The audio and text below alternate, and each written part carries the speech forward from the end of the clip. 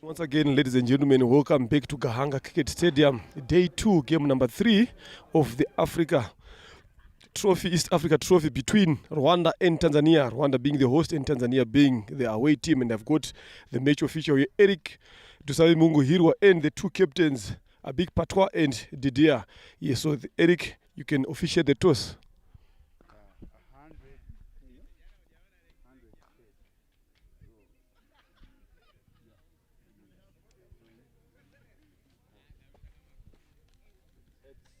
Heads is a call. And tail it is. So Didier. Yes, congratulations for winning the toss. Bad luck yesterday again. Now you've won the toss today. We have seen it's a lovely wicket to bet on. And what are you guys opting to do first today? Yeah, we bowl fast. Bowling first, any particular reason? Yeah, because according to our bowling attack, so we want to restrict them under 140. Definitely, I've gone through your team list. You are missing Inyasa in terms of injury. Then I'm seeing Eric Dusingizimana not in the squad. Can there be any particular reason why he's not playing today? Yeah, Eric, he's not allowed, so that's why he will not play today. His absence, how much impact is it going to make in your squad? You've seen yesterday he scored 50 runs, the bulk of the runs of your team, get a partnership with Okida, but him not being playing today, who is capable of replacing him today? It is not big impact because he has backup. We back him up. Okay, thank you very much. Definitely. Congratulations for the game. Abik, you've lost the toss and they've sent you guys to bed. If you had won the toss, what were you guys opting to do? We're opting to bat first as well because the pitch looks decent. It's a bit on the slower side, but nevertheless, I don't think it's going to change much. So we were going to bat first and then put up a good score and defend it just like yesterday. 143 yesterday. Are you looking forward to increase that 143 today?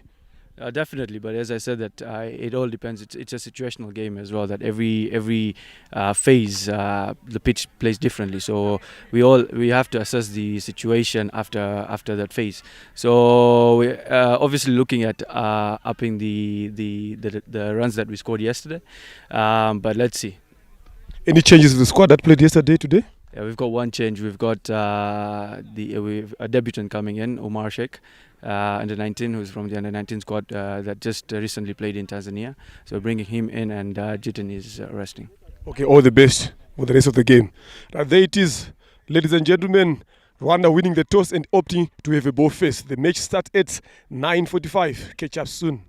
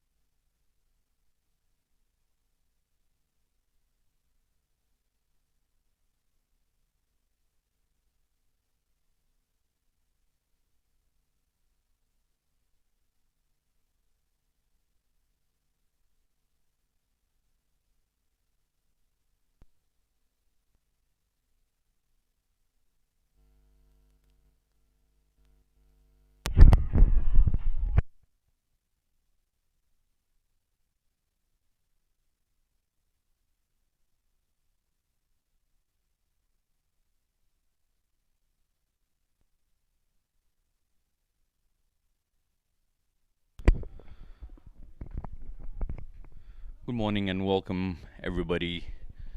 This is Zaid Khan here in the commentary box.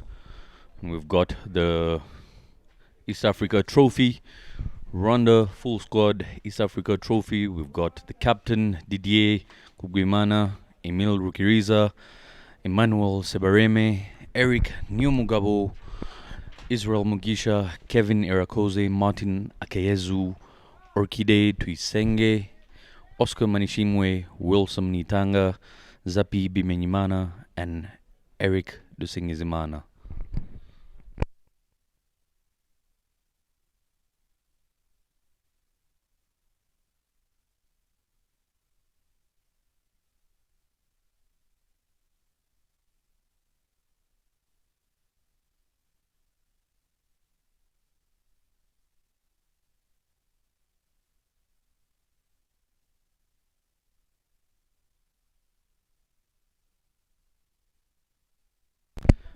And that is the Tanzania full squad playing today. Abik Patwa, the captain, Ali Kimote, Ajmal Rajivan, Ivan Selemani, Kasim Chet, Mohammed Kiltunda, Mohammed Yunus, Salum Ali, Sanjay Kumar, Umar Sheikh, Yal Morris, and Johnson Yambo.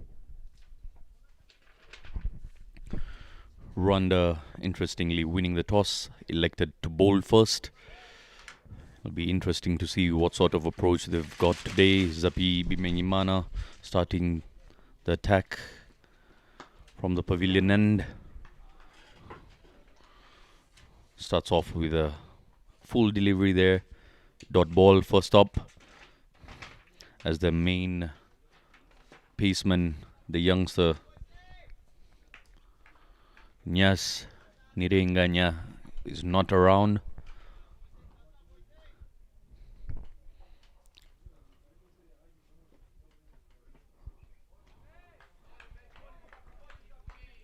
Left cleanly there.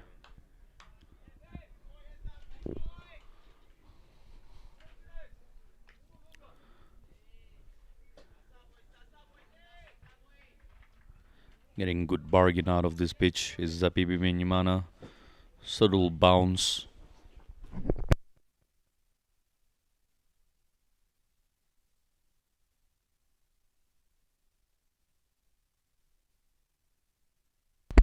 First runs on board for Tanzania. Rotating the strike was Abik Patwa, the captain.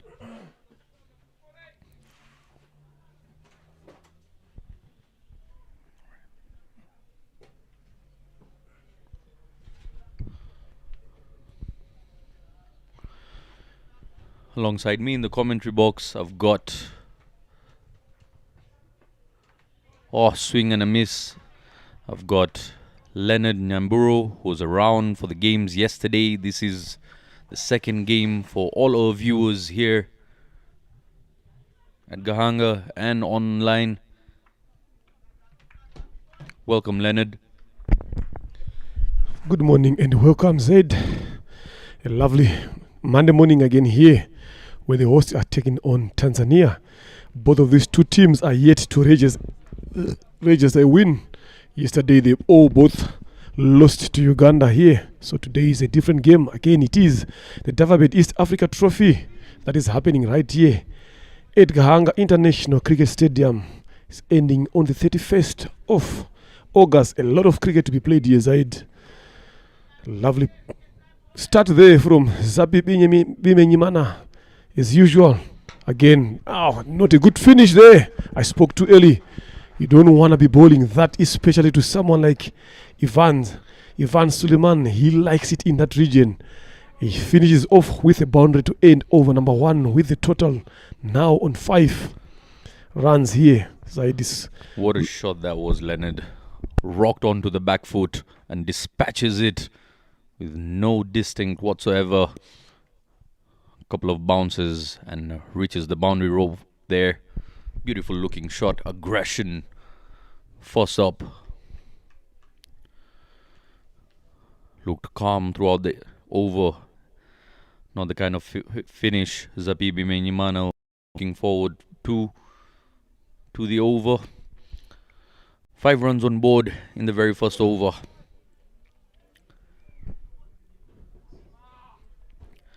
We've got to know that Nyas Nirenganya is not around. Leonard, what of change does that bring to the side?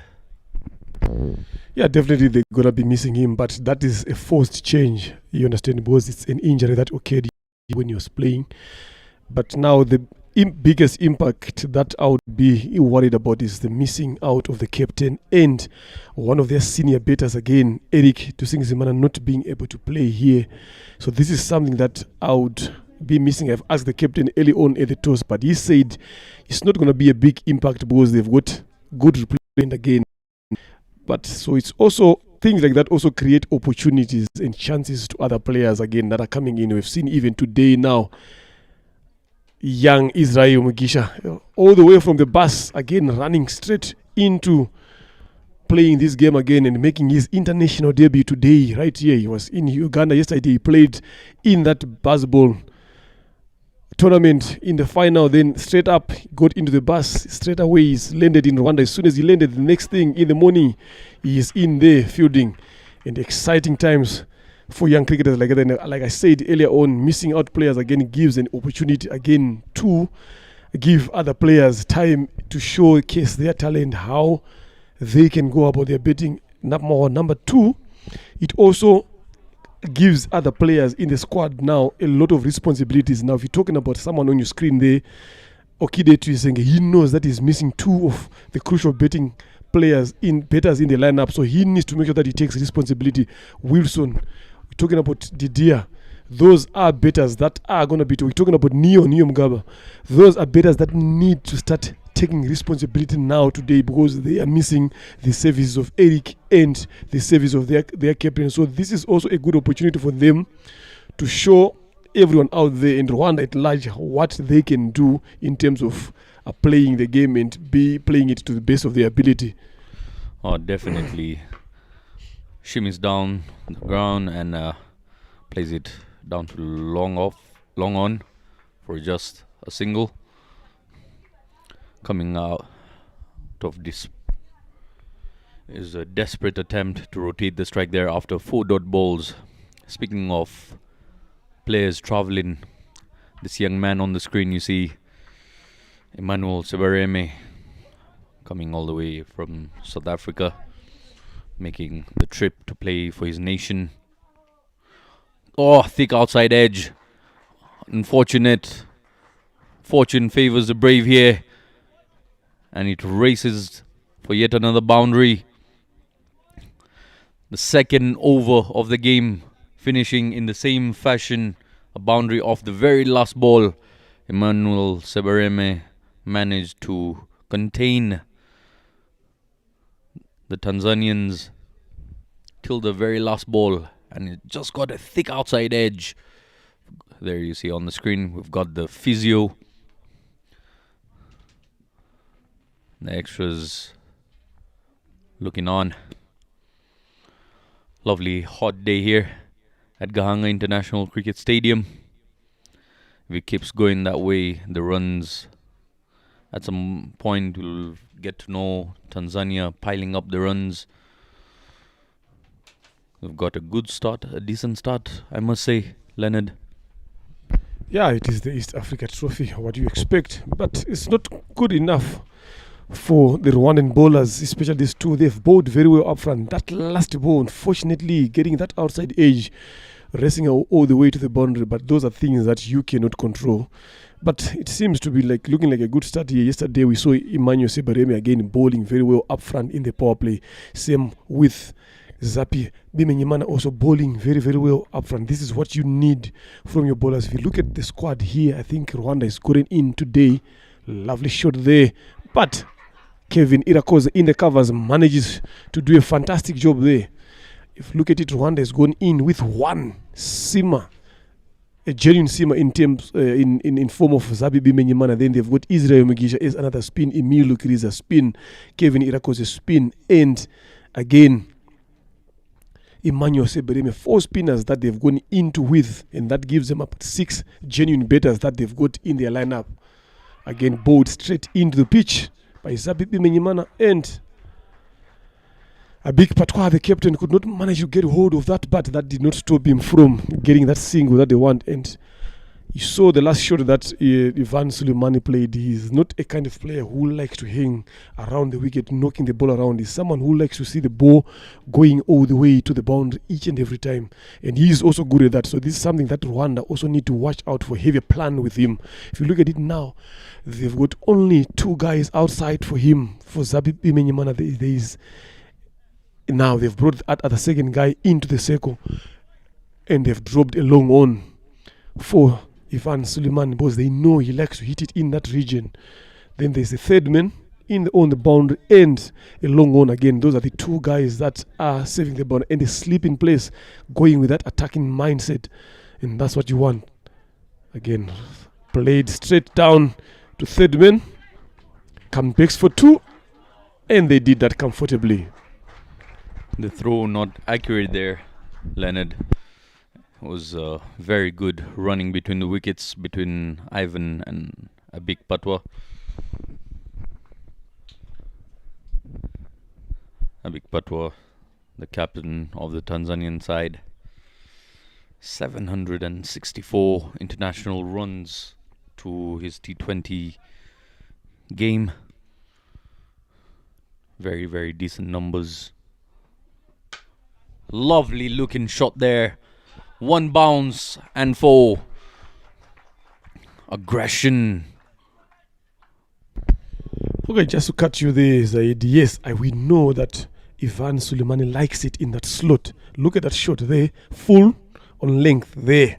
You understand? But now, if you have got that plan as Rwanda, now if you are the Rwanda captain or the Rwanda bowler, now Zabibi Minyiman and Didier, the standing captain today, yes, you know he likes it in that region. What exactly are you going to be doing in terms of bowling? Because I wouldn't expect you as Zapi to be bowling more full, because you know he likes it full. So if you want to get the better of him now, I think that's where you need to get the length a bit more back on that hard back foot length, not allowing him to free his arms either across horizontal or allowing him to go under the ball and hit it over. That try to make it a bit more harder on it. Just bowl about that top of that off stump.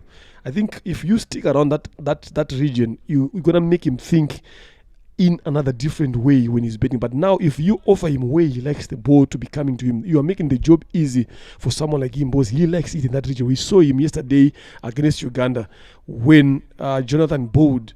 The first ball he bowled it on the slot, on the drive, he was despite for a maximum. Then the next one he put the length a bit back. We saw Ivan having a shimmy down the wicket. Then the ball just get that extra bounce and hit the top of the bills. I think that is the length that you need to be bowling to him when you're coming in again. And over number 3, 18 runs here for the loss of no wicket and a bowling change from the airport end there. Martin Akayezu yesterday, he was the 12th man. Today he is in and he's coming in to bowl. And Martin is someone who likes to bang the ball short, a bit more short. So it's going to be interesting to see how he's going to bowl here. Start on the legs. And not a good start for Akayezu here. You don't want to be bowling in that particular region. I'm telling you, we've been talking about where to bowl to these two batters here. But Rwanda are always doing the opposite here. So this is where it goes now to the clear plan from the bowlers themselves. And they can look at that. Just bowled this straight into the pads here of Ivan Suleiman, and he likes it in that region. And look how quickly that ball is to the boundaries. It is something that they really need to work on, and to make and add a lot of salt on that wound. It's a no ball to start off with. A free hit. Martin Akayezu, yes, he's got lots of potential, lots of power, strong shoulders, strong boy he is, and very unfortunate for him to be starting off, just clipped off the pads there. Brilliant looking shot that was. And again, trying to use the conditions on offer, trying to use the new cherry in hand. You've got to use the swing that you get early on, rather than trying to get the angle which Martin Akayezu tried on that occasion. Lovely piece of fielding there. Good cricket all around, rotating the strike.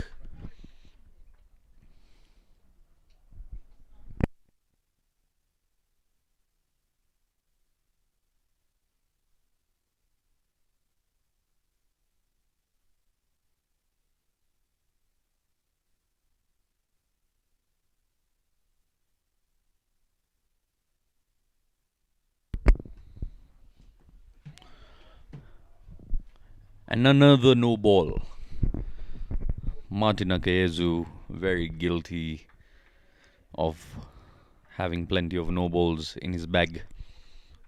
Something he's been struggling with, even in the domestic leagues. You've got to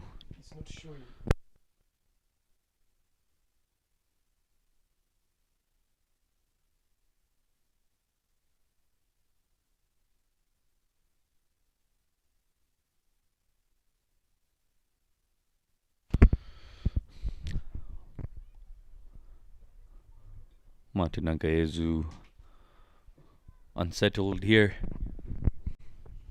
Started off with a no ball and a boundary, and yet again another free hit. On strike is Ivan Suleimani, who's striking it at 200 at the moment. 20 runs off 10 deliveries that he's faced, and he doesn't shy away from swinging his bat. And boy oh boy does he swing it well. And a short ball, one for the over, given a warning there by Sibonio, the on-field umpire.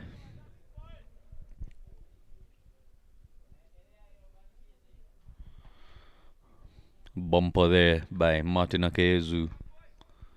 Quite brave of him to go for a bumper after having offered a beamer.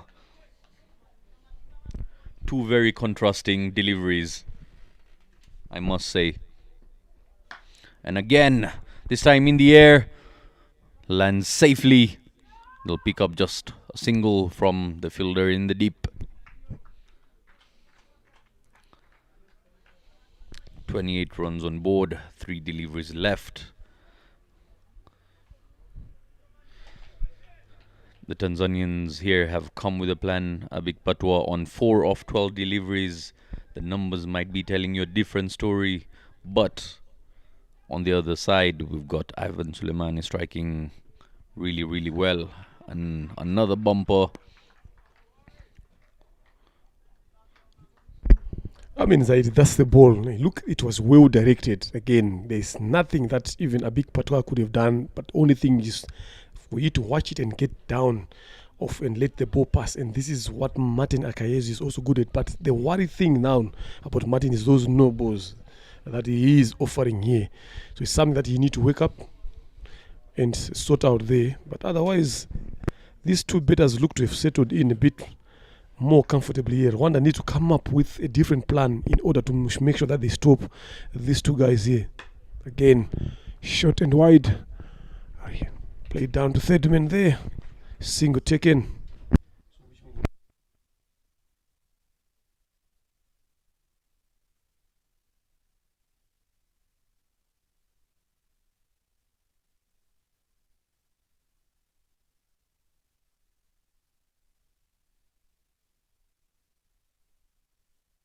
A 151 days the projected scores, but me is something that I would not worry about a lot because that projected score changes. It's either on the up or on the down depending on what the situation is here again. But still, with how these guys are betting, going at 7.57 and over, this is where they are going to end up. But now you know cricket again. If you take 1 or 2 wickets again, a bit too much short there. Easy pickings for Ivan Suleiman. Martin, you don't want to be so much predictable. After winning the toss here, Rwanda opting to field. And now you're finding after 3 overs, into the third over, the score is on 33 for no loss. Something definitely need to be done. Look at that length and width offered there for Suleimani to play it straight without any problem into the covers to finish the over. This has been the third over, Zaid, before you come in, where the last ball of the over is being hit to the boundary. I was just about to say that, Leonard. Consistency by Ivan Suleimani, punishing the very last ball of every over there. The runs are leaking all over the place at the moment. It's a frenzy going out there. And just the sound of the bat, off the blade of Ivan Suleimani there. He was dispatched away from him. It was far from his body, but he's got the reach and the power. And the fielder there stood no chance. Powerfully struck there. They've got to come up with a change. Introduction of spin. We've got Kevin Irakoze coming from the pavilion end. Bowling to Abik Patwa. Starts off with a floater. Full looking delivery there. Dot ball. Looking at the pitch, do you feel the spinners here will be getting a bargain out of this? Good question there, but judging from what happened yesterday, use of the feet there. The first maximum of the day. The lovely shot from a big Patwa, realizing that Kevin is offering a lot of flight in his bowling. Then look at that use of it, make sure that he got to the pitch there, clears that front foot and accessing that mid off, because the mid off is inside, so that allows him to play with the spin. So I don't know why Kevin has got a long on instead of having a long off, because the ball is going to be turning away if there is 10 on the wicket. And that brings me to the question again that you have said. Again, that one has been cut down to deep extra cover. Who manages to stop that to only a single?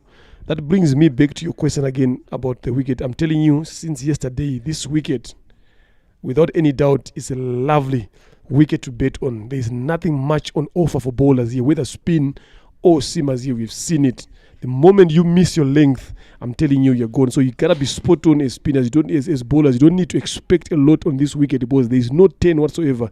The amount of 10 that we've seen since yesterday is not that big. It's all about now the bowler's intelligence. If you look at the amount of bounce there, again, there's not even any amount of bounce.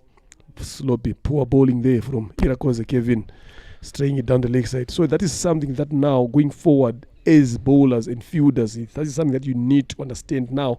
If you get a wicket that do not assist your skills, how best can you bowl to the best of your ability?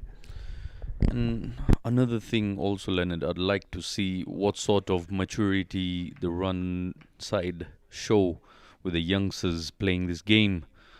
Yes, we've seen Kevin Irakoze being struck for a 6. How does he get back into the game and fight back is one question, because the approach really matters here. Playing again in the air, and another maximum, the second maximum of the over, just floating it right into the arc there. Effortlessly hit there by Ivan. You see, again, not taking away that lovely shot that has been played by Ivan, but look at that ball. There is not even a single 10. That makes it easy for anything that is pitched full for the batter to dispatch. You see, again, tries to go across the line, And this time misses everything. Lovely effort there in the deep. Behind the stumps, miss the bat and the keeper's gloves. Luckily there was protection down there.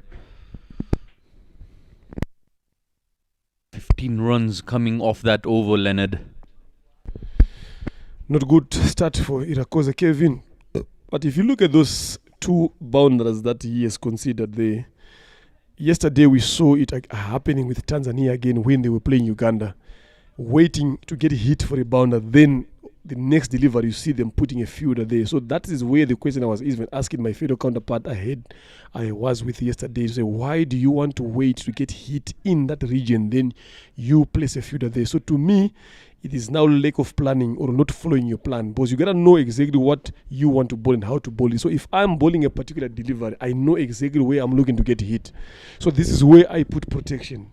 I put players there. But now these guys, they wait until they get hit, then they put a fielder there. But once you do that already, you've considered 6 runs. You've considered 4 runs. It's got to be pre-planned for sure. On that particular delivery, we saw Kevin Irakoze powerfully struck down the ground. Yet again, just a whip, a semi-helicopter shot, you might say, of sort. Getting full power behind it, and it races to a boundary in a flash. Have a look at that. That's a good shot there, Zaid. And again, it also goes back. I'm not someone who always relies on the toss a lot in terms of the game, because I'll come up there with my own plan. What I want to achieve is with the team and with individual players. So I'm not someone who really likes to rely on toss. But looking at how this wicket has been behaving yesterday, I was expecting Rwanda, when they've won the toss, to have a bet first.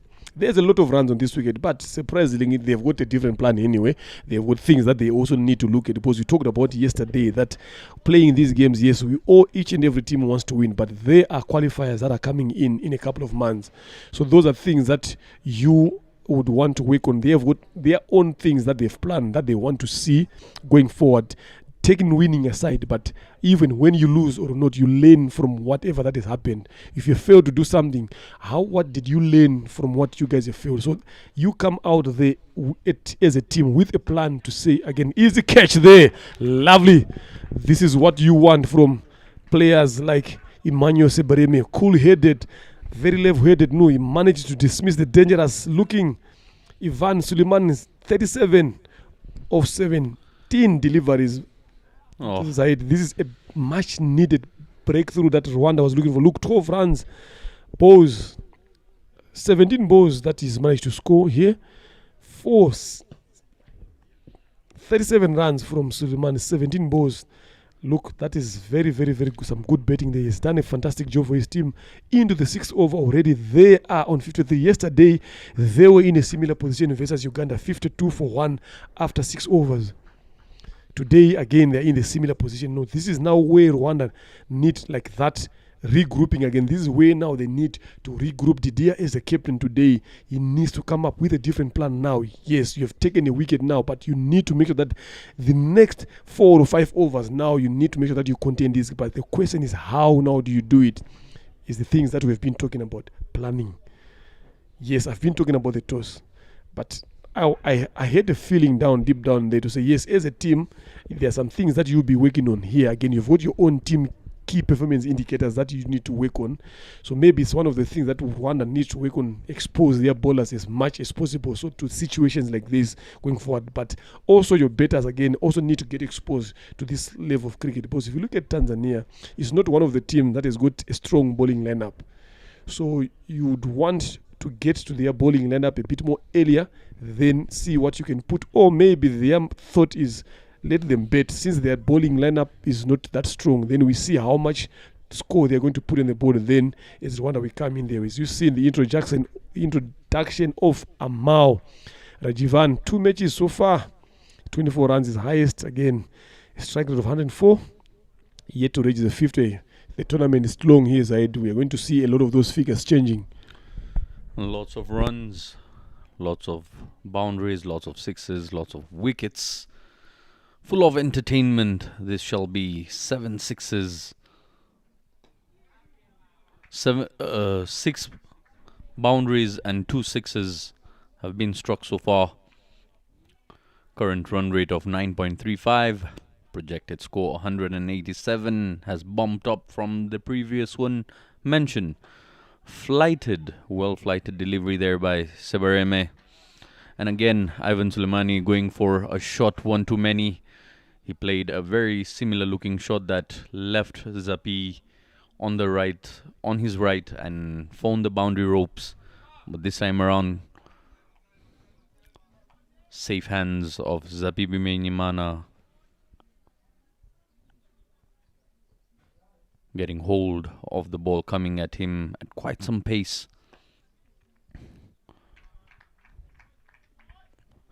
Now there is a shift of momentum right after the wicket. You've got to win those small battles out there in the middle to keep the game alive. Yes, you've been struck for multiple boundaries in the previous over, but how do you come out of it? Emmanuel Sebareme bowling brilliantly so far. He's bowled 2 overs, has given away 11 runs, has picked up 1 wicket.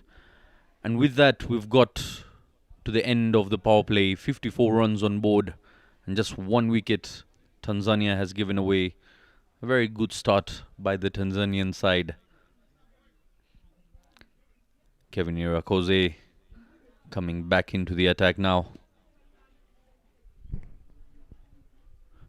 Interestingly, this time around, Kevin Irakoze makes the change of the fielder from long on to long off.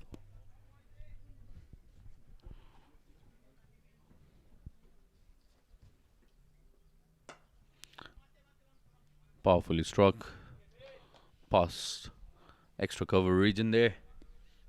His protection. The captain, Abik Patwa, still out there in the middle on 12 of 18 deliveries.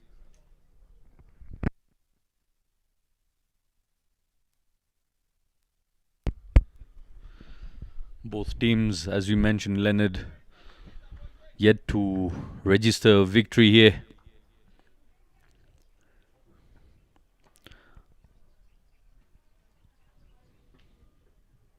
Flighted once again. Will be taking it heads on. From the looks of it, Tanzania are going really hard at the moment. Yes, they've lost 1 wicket, but a very, very solid start using that power play.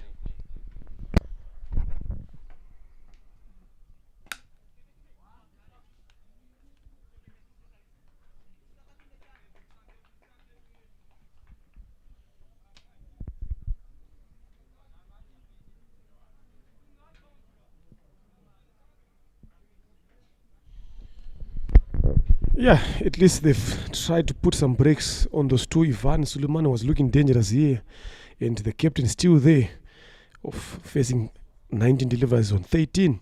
Again, over pitch here. You don't want to be bowling such kind of deliveries, but good enough. There's protection in the deep there.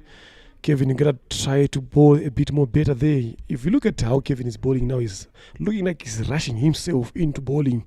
Those are some of the things that lead you to miss the line and length that you're looking for to do. Just stay calm. Yes, this guy's on 58 for 1, but there's still a long way to go here. Again, love. This is where you'd want the ball to be. But this is where you need to see now. The better not sure what to do, whether to come forward or move back. Then he ended up luring him forward. This is the right kind of speed that you'd want to bowl the ball in the length. This is what you need from your leg spinner.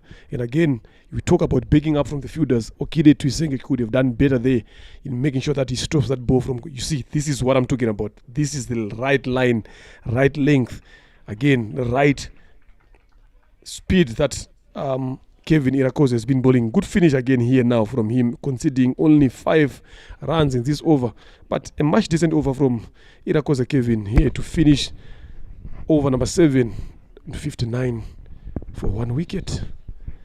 Still the projected score, like I always say, I'm not someone who likes that balls that goes up and down. 8 runs and over is what Tanzania is going about it around now. If they maintain that, they'll get around that 160, 170 mark that we have been talking about since yesterday. The highest score so far that we've seen here was scored yesterday, 145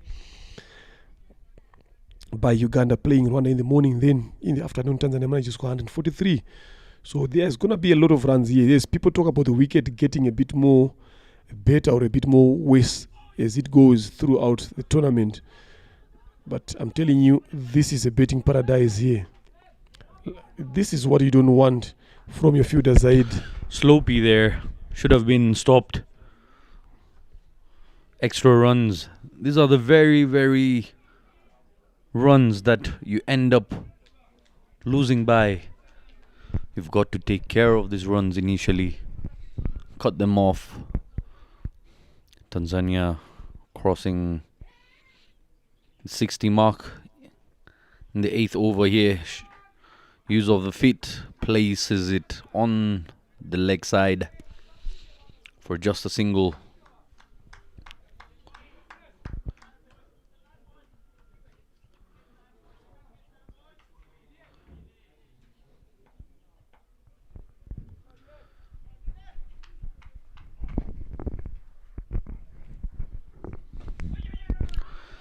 On the screen, we've got Emil Rukiriza from the airport end. Emil Rukiriza, who had a brilliant tour of Nairobi,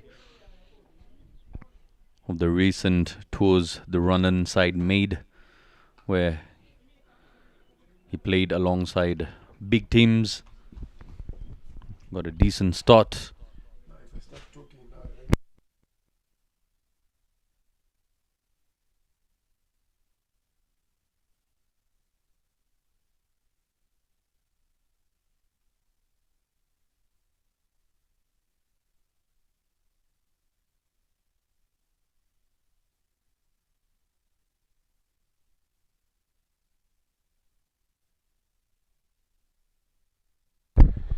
Again, good comeback there from Emil.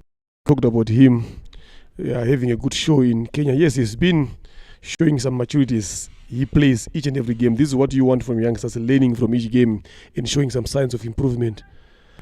But still, again, things are looking easy for these two here out in the middle there, the way they are going about their betting business. This is something that I was even saying yesterday. As bowlers and as the fielding captain, you got to find ways to stop guys from scoring runs freely. Yes, we know it's a game of runs. Batters have got other plans, but you got to find something out there in your bag to stop these guys from scoring freely. Make it a bit more hard. You doesn't make them think a bit more extra. And once you do that now, that is where you start taking those wickets that you're looking for. You see, look at that over. 5 runs so far from his first over. Good enough. That's a decent over in T20 here, I'm telling you. Lovely start from the youngster. Then now, the follow-up now is what is important. Irakoze Kevin coming in. I think he's bowling through. Because they've got a lot of spinners here. We are yet to see the likes of the young, energetic Israel Mugisha coming into the attack here again. Making his debut for Rwanda, the first international game for him under his belt. He has been playing well. They always say that you work hard, you get rewarded. This is the reward that the young Israel Mugisha has gotten. Selection there. Again, so what I'm talking about here now, Zaid. An easy single there being given by Kevin Irakoze to a big Patwa, the captain. You gotta try to find ways to stop him from scoring those singles, because if they keep scoring these singles at this rate, the moment they get a boundary, it's gonna be 7 or 8 again and over.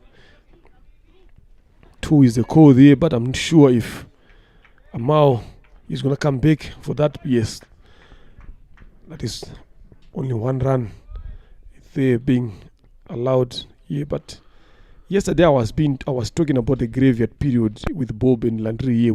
I said, if according to me, what I call the graveyard period is from over. Sloppy fielding again there from Emmanuel Sebareme in the covers through the legs and allowing these two batters to get 2 runs comfortably.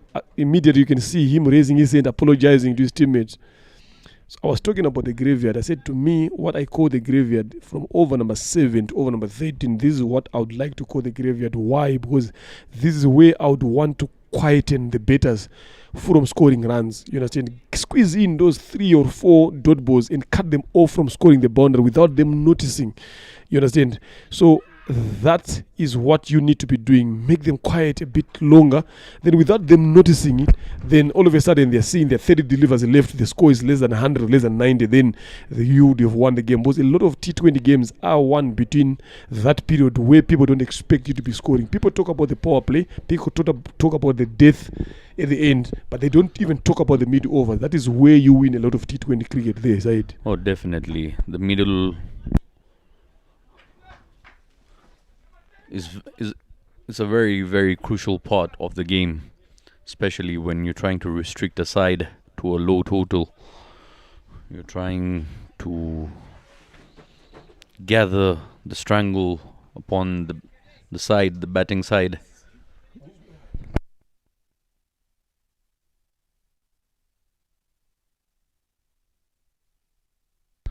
Flighted delivery, again another dot ball, nowhere to go.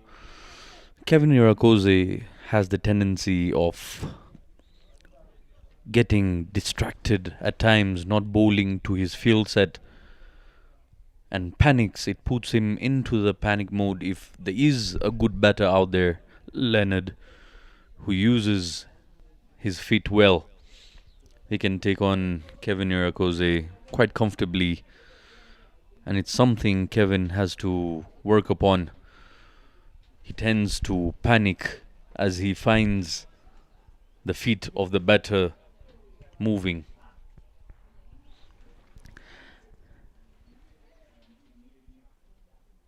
End of the 9th over, 69 on board.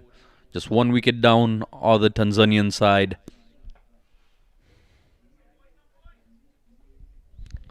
I beg your pardon. 70 runs on board.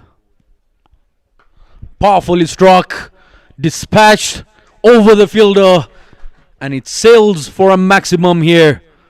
Ball number 1.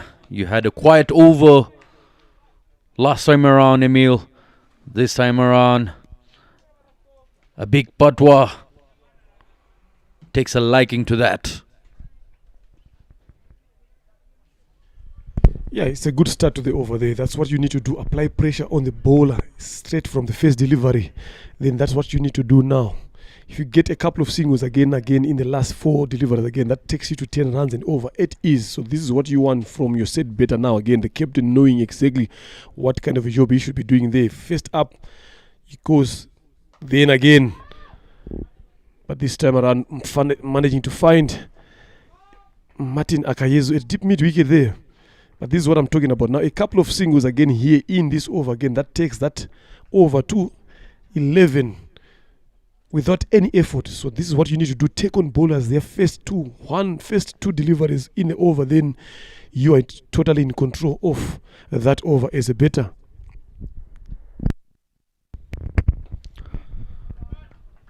Watchfully played there by Amal. Was on 12 off 14.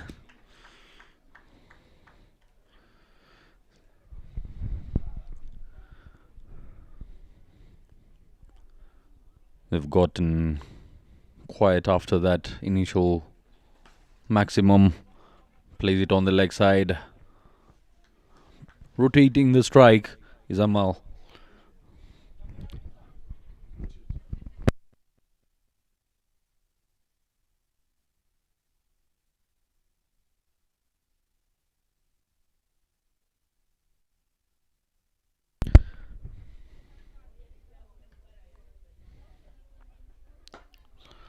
Pitched it outside off stump.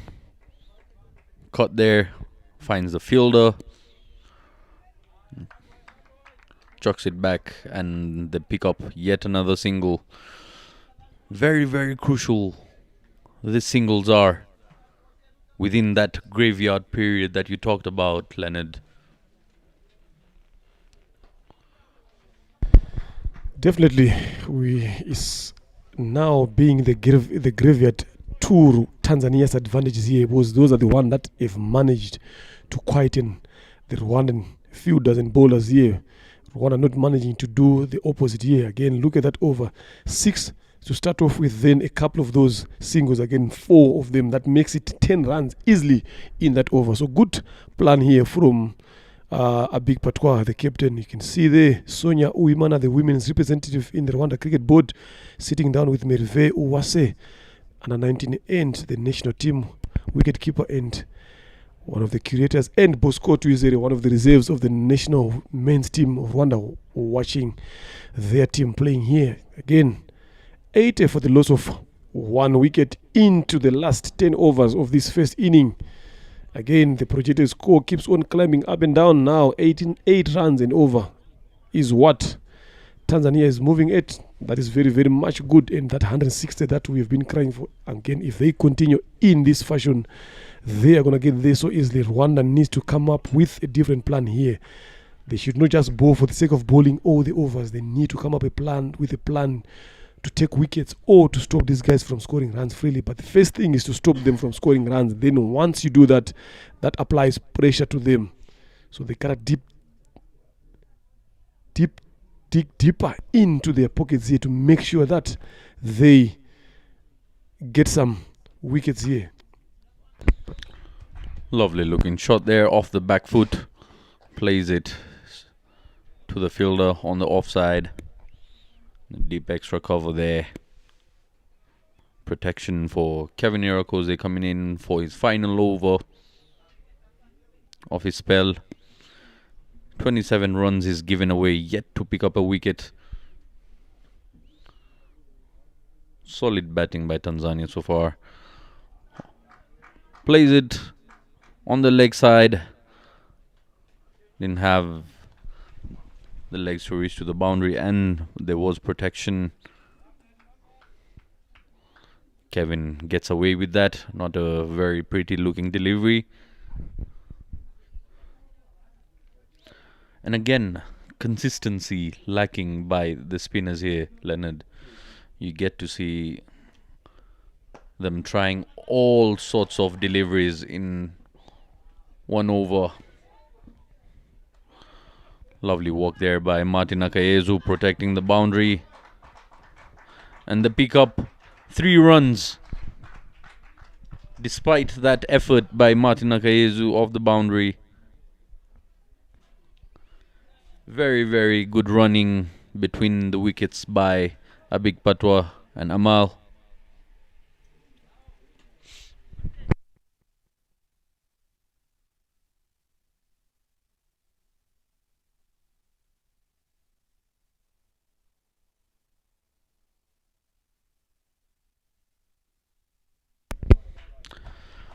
You spoke about the Tanzanian side, Leonard, being a batsman heavy side, not having plenty of bowling power behind them. But being the Tanzanian side, I'm pretty sure they've got some spinners to back them up.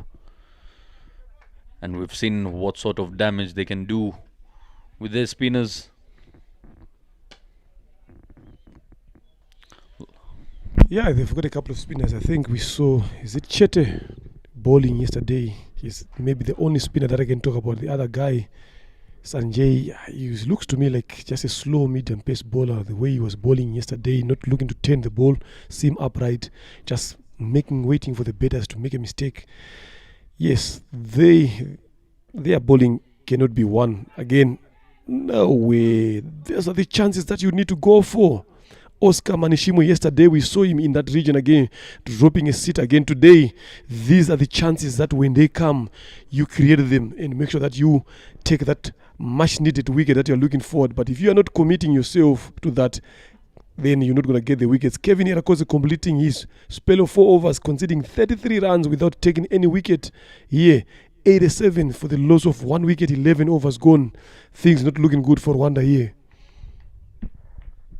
That partnership again, 34 of 33 deliveries, Abik Patwa and Amau Rajvan, Abik contributing 28, contributing 15, and Amau Rajvan contributing 19, and 25 of 20 deliveries. That is it.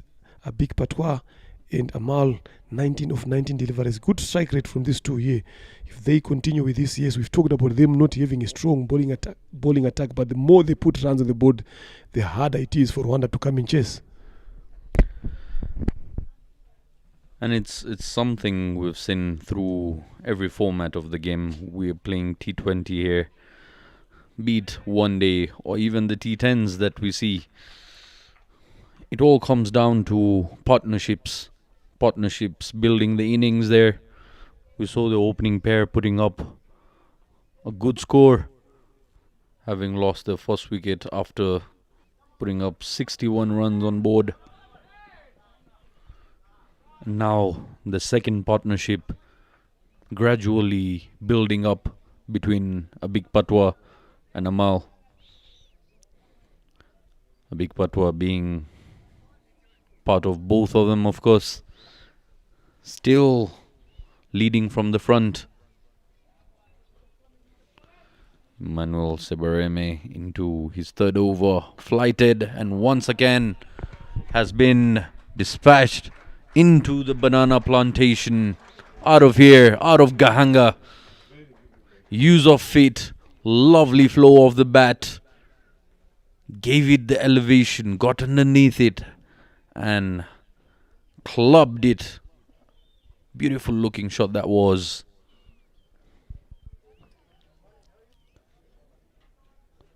Full swing of the bat, nowhere to hide.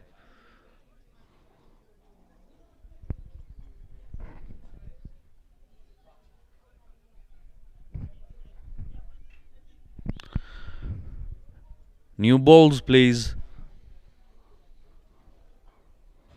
Abik Patwa into the mood here. He knew exactly what he was doing. Took a few steps down the wicket and lovely, lovely flow of the bat. Umpires here, Sibonio just showing the new cherry there in exchange to let the game continue here.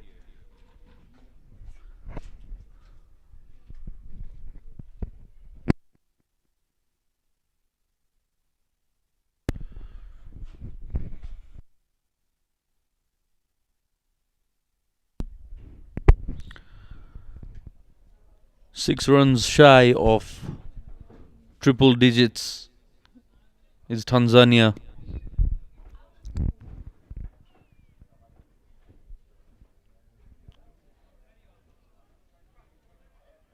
We've got 8 overs left after this.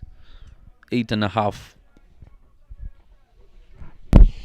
I'm telling you, the umpires need to have at least a box of 50 balls here at Gahanga here with how these batters are striking the ball out of the park and the bowling again not a bit good. I said it earlier on, anything that is being flighted from the spinners coming on that full deliver length, it's also allowing the batters to go under the ball and free their arms straight over that long off and long on area. That is something that you don't want to be doing. I've talked about length bowling here again. That short of a length, hard length, this is what these bowlers are looking for. I'm telling you, to be honest here, this wicket has got nothing for bowlers. So if you are a bowler, you need to make sure that you sit down, think about your bowling. What length are you looking for to bowl? Not too full, not too short. In that big of a length, hard length there, that's where you need to be looking. Always attacking that off stump each and every time. If you tuck the batter's hands closer to their body, thereby they are not going to be hitting you outside the ground like what these batters have done comfortably where we are since they've walked into bed. So that is something that the Rwandan bowlers need to learn, and they need to learn it fast and come up with solutions. You can even look at Emmanuel looking up into the sky, talking to God into the heavens. He knows exactly that he could have done something better here. It's not good. Those are not good signs, but you need to come back strong again. Things like that do happen, and remember, a team does not bet and go home. It bets and comes back to field again. So cricket can be the same. The same way these guys are betting can also be the same way Rwanda when they come to bet. If they apply the certain basics and come up with a clear plan in terms of betting, they can also bet in a similar fashion. Again, much better length there. This is what I'm talking about. Yes, managed to play it too long on, but at least this is what you want. Make it hard for them not to get under your ball. You understand? Don't give them that room to free their arms to hit the ball where they want to. I'd like to mention on that, Leonard, you said it was a good looking delivery there, but I just believe a big Patwa didn't get hold of that. It was pitched much shorter and onto the leg side. Wasn't spotted by the batsman early. Otherwise, that could have gone the distance as well. It's just not sighted as early enough as the previous ones. Emmanuel Sebareme. And again, over cow corner. Like my partner here, Leonard Namburo, mentioned, we need a couple of dozens of balls here. Send the search and rescue team out here for the deliveries. And with that maximum, Tanzania crossed the 100 mark, 102 on board by the end of the 12th over. A big Patwa, what an innings he's playing. He's on 40 off 34. See the officials there checking out. What other ball can we give?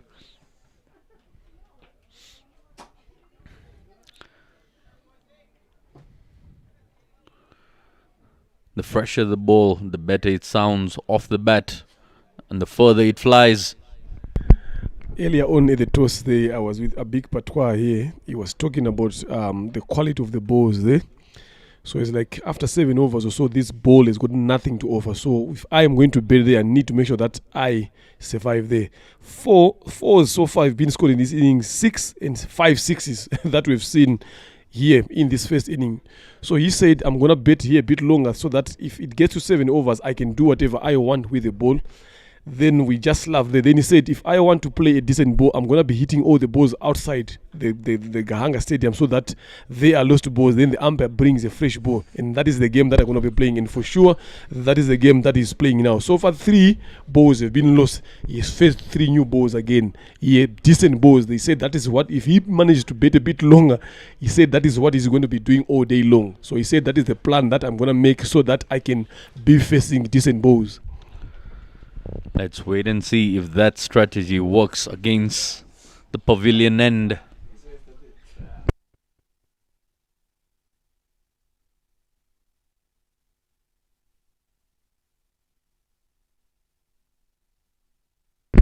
Emil Rukiriza coming from the pavilion end now. That's the length that he was looking for. Slight change in his run-up. You could see a small hop right before he gets his stride in. I don't mind that length that Emil has just bowled this delivery. That is the length that I'll be looking forward to see him bowling the whole of his other overs that are left, even the other spinners. That is the length. Yes, they've taken a single, but that length allows you as a bowler to bowl and apply pressure on them, asking them questions to go for that boundary. But the moment you pitch it a touch fuller, especially on this wicket, I'm telling you, that ball is going to go outside the ground. Again, Okide being the culprit at point, not managing to get hold of that ball and allowing these guys to rotate strike. Still, the length that Emil has bowled on that particular delivery is the length that I've been talking about. If he sticks to that length, I'm telling you, it's going to be hard for the Tanzanian batters to get the ball over the boundary, up or down, whichever way they choose. But now, yes, you see now why they are playing those shots. Yes, being innovative, but just because of those four deliverers that he has managed to bowl, so they're trying to do something different. You can look at the captain again going to Amal and reminding him that you don't need to be playing that shot. We are in control here. I need you to bet a bit longer. We still have got a long way to go. 7 overs left. So things like that. But what makes him try to play those shots is because Emil, the length that he has just bowled in those 4 deliveries is making it hard for him to score. This is what I'm talking about. Stay in that length, especially when the wicket is not offering again. Lovely piece of running between these two, Amal and the captain, Abik Patwa, getting those 2 runs comfortably. I'd like to speak up on the sort of approach by Emil Rukiriza. In the previous overs that he was struck, he's trying to give a bit more flight this time around, going much flatter. Being a tall lad, it's not easy for him to bowl flatter deliveries, especially from his point of release. He tends to give it a few extra revs moving towards the batter. Gets more of top spin than side spin on it. Very, very good over that was. There's 5 runs from it. Completing 3 overs, he has given away 20 runs, yet to pick up a wicket. Tanzania, 107 for the loss of 1 at the end of the 13th over.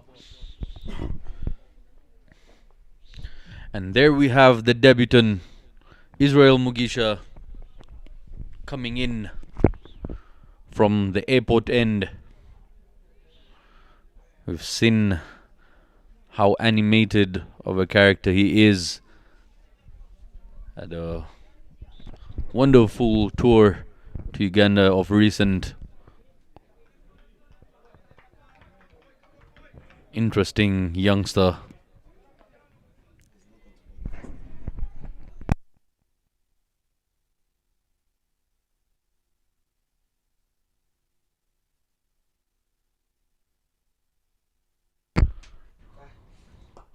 Flighted in the air.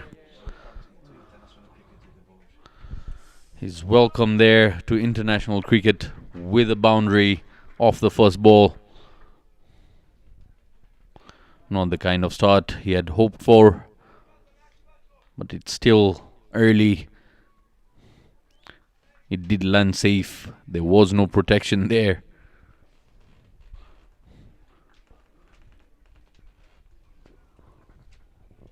Knowing Israel, he loves fighting back. He loves getting back into the game. He will try something new. Pitches it well outside off stump this time. Just a dab by Amal. And they rotate the strike, picking up those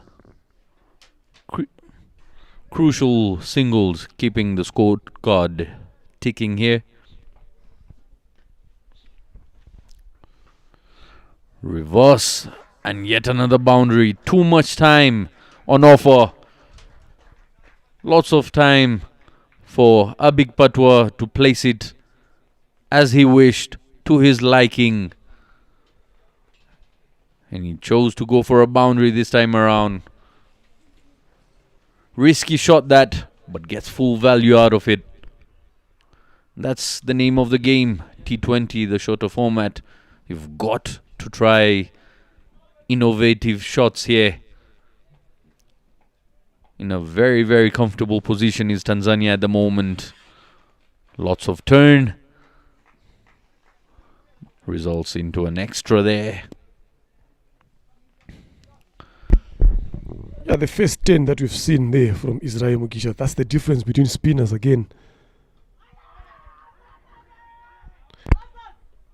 Given out there, LBW, a big patois, or we need to see if it's caught behind or LBW there, but we just need to see that again. Rwanda has managed to make that another breakthrough. A big patois, Tanzania captain, 45 runs of 36 deliveries, 4 sixes and 1 4, strike rate of 125. That is very, very well played there from him. Unfortunately, he walks back to sit back in the dugout. There is Mugisha. Yeah, there should be a glove on that there. There is glove on that delivery. Then the umpire Sibonio took time to make a decision, but there was a glove on. Lovely piece of bowling from Mugisha Israel. You talked about him fighting. You see the fight. He knew exactly what he wanted to do. Then trying to go for that shot that is giving him runs. The previous ball there, a big patois, but this time around could not get enough of it. Just managed to get the glove on that. Then that brings 117 for the loss of 2 wickets into the 14th over. Tanzania having sent in to bed early in the morning. And that brings in Kasim Chete to the crease. The vice captain joins, come and replaces the captain, joins in Amal onto the batting crease. Welcome wicket, first wicket for the young debutant Israel Mugisha, all the way straight from Uganda. Yesterday he was playing in the final in the afternoon. This is what cricket brings. The next morning you find him, he's playing in the senior game, in the senior team here. Again, there you see Kasim Chete, 2 games. I've talked about these figures going to change at the end of this tournament here. Not a lot of them to talk about, but as we go on, we are going to see a lot of these things changing. Yes, Leonard, knowing Israel, the sort of bowler, the sort of character he is, he's got a knack of picking up a wicket every time he comes to bowl. He's always into the heat of the battle. Yes, he was struck for 2 boundaries, but again, both of the wickets, if you to notice, the batsman trying the similar shot, one too many. He just got a boundary off a reverse sweep. Same region, not learning from that. You've been struck there 3rd time this time around. Yes, you've picked up a wicket, but you've got to learn how to finish up an over cheaply.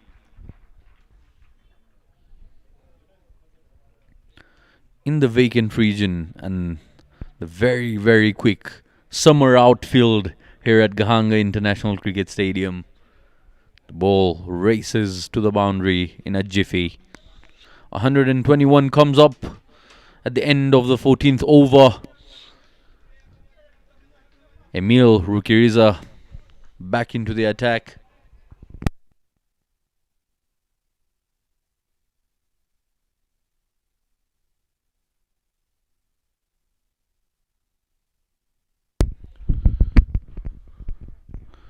Flighted.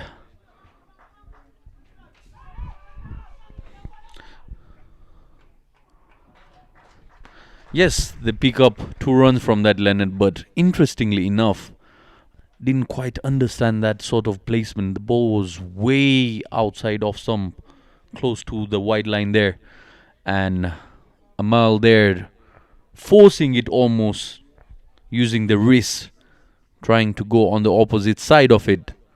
Use of the feet. Not yet confident with his feet. He's using the feet well, but failing to get comfortable enough to get underneath the ball to strike it the distance. Plays it on the leg side. Well stopped there by Eric Nyomugabo. number 66 for Rwanda. Emil Rukiriza being one of the experienced bowlers of the Rwanda side, yet to pick up a wicket.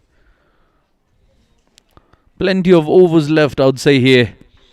Tanzania on 124 for the loss of 2. It's the flatter deliveries that tend to get the wickets here. We've seen 2 flat deliveries that have picked up the wickets. The flighted deliveries, the Tanzanian batsman not very tall in stature, getting enough room and time to place the ball as they wish. Playing it That with should the be easy spin. too, eh? Good running between the wickets there. Yeah, you've talked about those flighted deliveries. I'm telling you, those are the one that have managed to get Tanzania off that. And look at that now, the field changing now, closing that gap where these guys are accessing. That I was wanting to ask the same question, that he bowls more, is more of an off spinner now, but he's bowling with a big gap in that mid-wicket region, not even having anyone stopping that single there. That's allowing these guys to just go across, like what you said. You see them going across the off-stump, playing with the spin in that region, giving them that easy single. So this is what I was saying. They need to do something different here. Now, all of a sudden now, change of plan from the better now. Is now playing it towards the covers again now. That is what you do want to be doing as an off-spinner, making them want to play against the spin. 15 overs done here now. 127 is the total. 2 wickets have fallen. And the last third deliveries here now. This is now the most important overs for both teams here. As you can see there, our lovely scorers there on the scoreboard, running the scoreboard very well, keeping everyone who's watching this game live at the ground in check.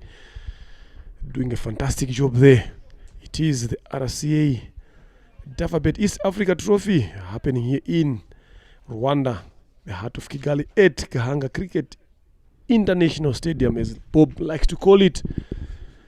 Gahanga, we've got 2 grounds here at Gahanga, the first one and the second one, this being the first. It's all happening right here in East Africa. Again, overpitched, being driven down to Neo Mugabe, a deep extra cover. They take that single comfortably. What is interesting here, since this game has started, these guys have never gotten under 7 runs per over since they started betting. That is something that they've done very, very well, Tanzania here, since they started betting. Lovely piece of bowling there. You see the young Israel Mgiza, the way he mixes up his pace. He bowls a bit more quicker sometimes. He takes the pace off, so that keeps the batter guessing every time, and that's what you'd want every time. Wison Nitanga again being the culprit. That was something that you normally take each and every day, I'm telling you. But look at that loss of concentration, taking the eyes off the ball. Then this is what you don't want. You need to back up your bowlers here as fielders. Look at that, eyes off the ball, thinking about throwing the ball before the ball gets into the hands. Those are the basics that each and everyone preach all day long. You don't want that to be happening. That is a bounder that could have been saved here, and it's so hateful for bowlers, I'm telling you. You've got to back your bowlers, and there is a shift of momentum. The moment a bowler feels the fielders are not up to the mark, not having their back, you'll see a change, a shift. This time goes aerial on the offside, but lands safely. A couple of bounces to the fielder. Will settle for just a single. Good fight back by young Israel Mugisha.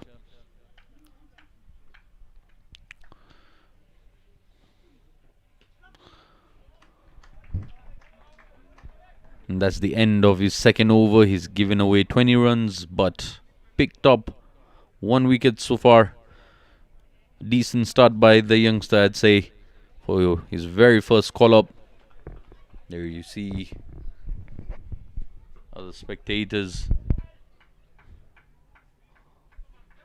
on the mound there, enjoying this East Africa trophy, courtesy of our proud sponsors, Dufferbet and RCA.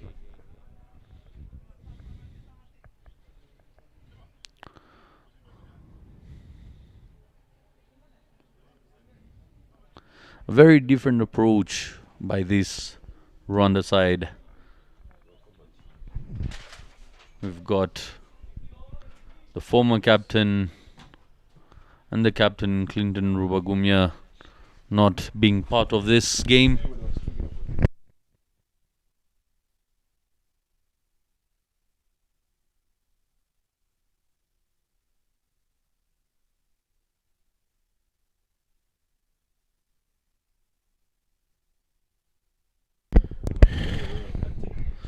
$133 for the loss of 2. 16 overs done here.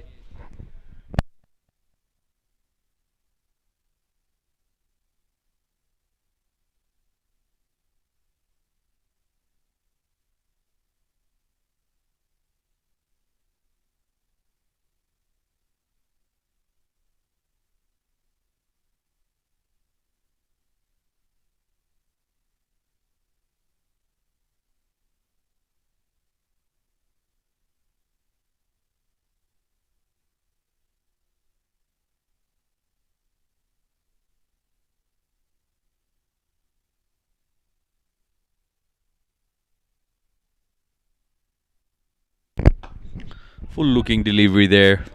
Plays it down the ground. Pick up a single. Amal, the third batsman for the Tanzanian side to get into the 40s here.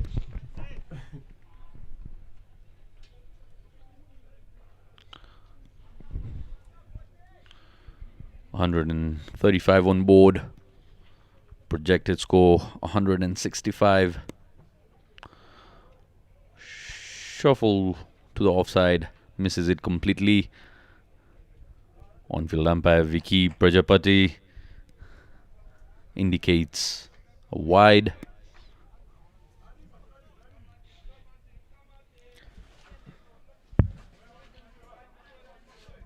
These extras will cost Rwanda quite a bit. We've got to take care of those.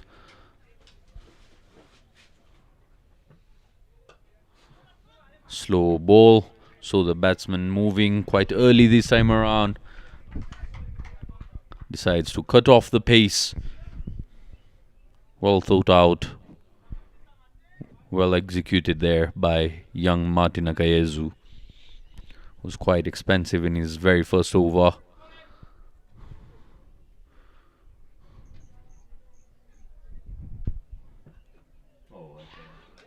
Lovely, lovely looking delivery there.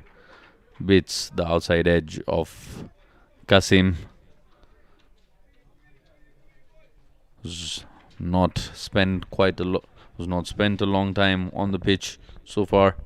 Just 7 balls he's played, 7 runs he scored.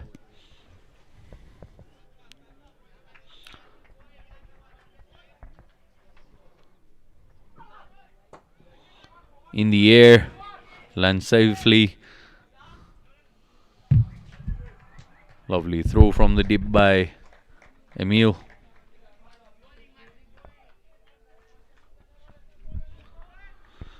Very good over, I'd say, by Martin Akayezu.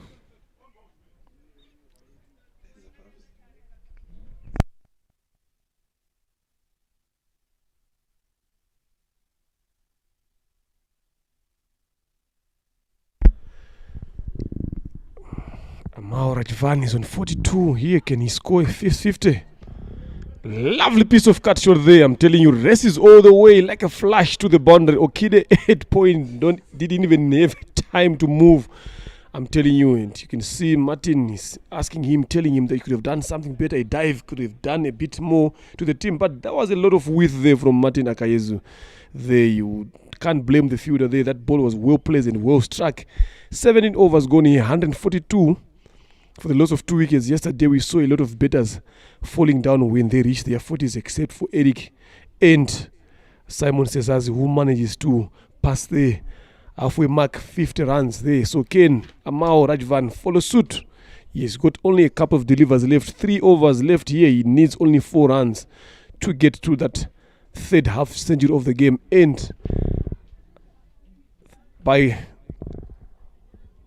end of over number 16 there, now there comes in Zapi Bimenyimana to bowl from the airport end. Now this is where you need your bowlers now to be bowling more of those death balls. We talk about the cutters, we talk about the slow balls, back of the hand, split fingers, whichever one you possess as a bowler, you need now to make sure that this is the right time to start bowling them, because you have to be making it a bit more hard for the batters to be hitting balls. Batters are now looking forward to get underneath the ball and strike it outside Gahanga Cricket Stadium. There he starts off with a slow delivery, played comfortably well to deep extra cover. Neo Mugaba, who has been the busiest of the fielders so far today in that region, and he has done a fantastic job again.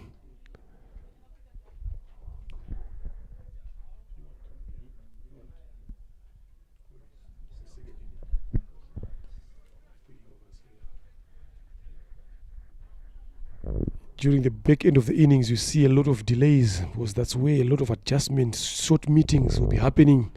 Again, another slow delivery, well weighted, well swept, and well placed there by Amal. That is Amal Rajvan's 50, the third one of this East Africa tournament, East Africa trophy between Rwanda and Tanzania. There you can see he was not even away, because you can see he looks surprised. I've seen a lot of bettors doing this. As you are betting, I've seen bettors looking at the scoreboard there, but sometimes when they get there, they look surprised, like they don't know exactly that they've achieved a milestone. So this is what he's seeming to do. But that is a good inning from him here. There, 50 or 42 deliveries. Now, the most important question that I'll ask for you now, Zaid, is now, after this over, there will be 12 delivers left. You are on 50. What sort of approach are you going to use? The exact approach that Amal is going by at the moment. Zapi there asking questions to his fielders, knowing that should have been just a single, and they've offered an extra run there. Coming back to your question, Leonard, try to maximize the strike rate as much as possible to get the most out of this finishing bit, the final 12 deliveries. As we saw Amal getting to his 50, went down on one knee, picking his gap to perfection there.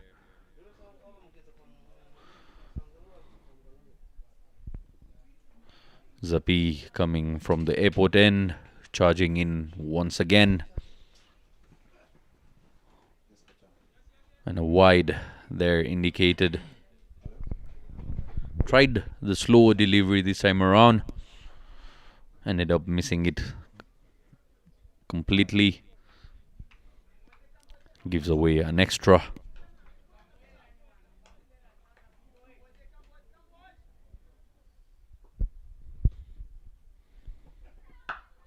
In the air. And a catch it is.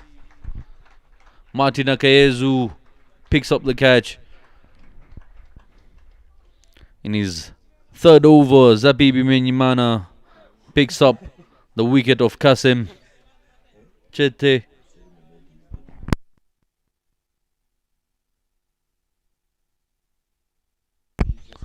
Nine balls, 9 deliveries he faced and scored 9 runs.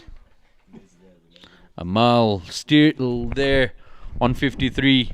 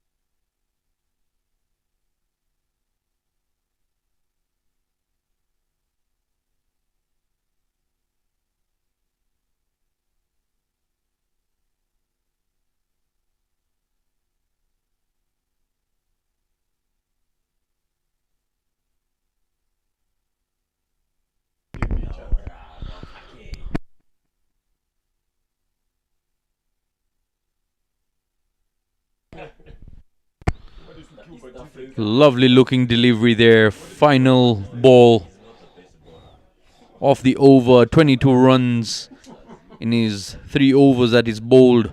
Mohammed Tunda.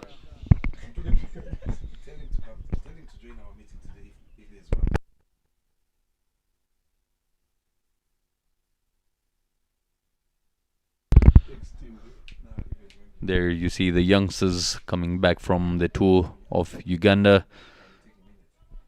The baseball team. Brilliant performance they had throughout the tour of Uganda. And amongst them, we've got to see Israel Mugisha.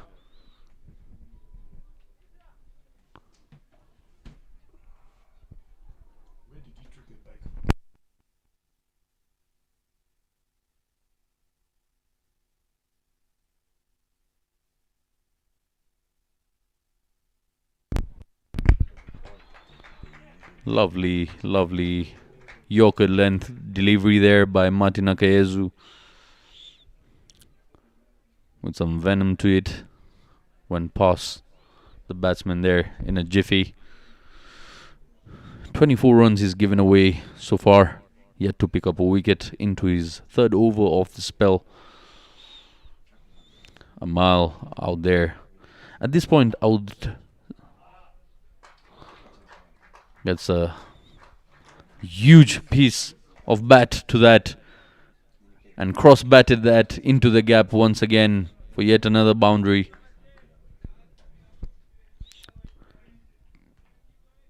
Whichever way they come, Leonard, runs are runs regardless.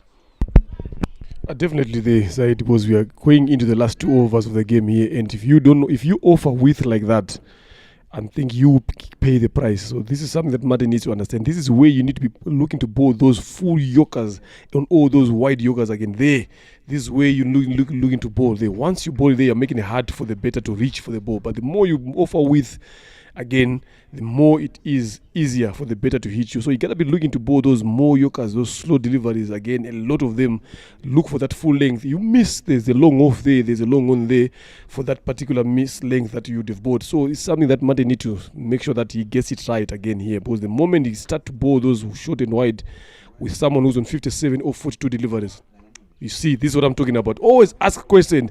Bowling that was straight, it tries to be innovative. Amal there, but man, once you are a bowler, if you manage to bowl more straight on the stump, especially at the deep end of the innings here, where batters want to hit each and every delivery that comes in, this is what you get. Amao Rajvan falls in, bowled by Martin Akayezu. Falls for a healthy 57 of 47 deliveries here.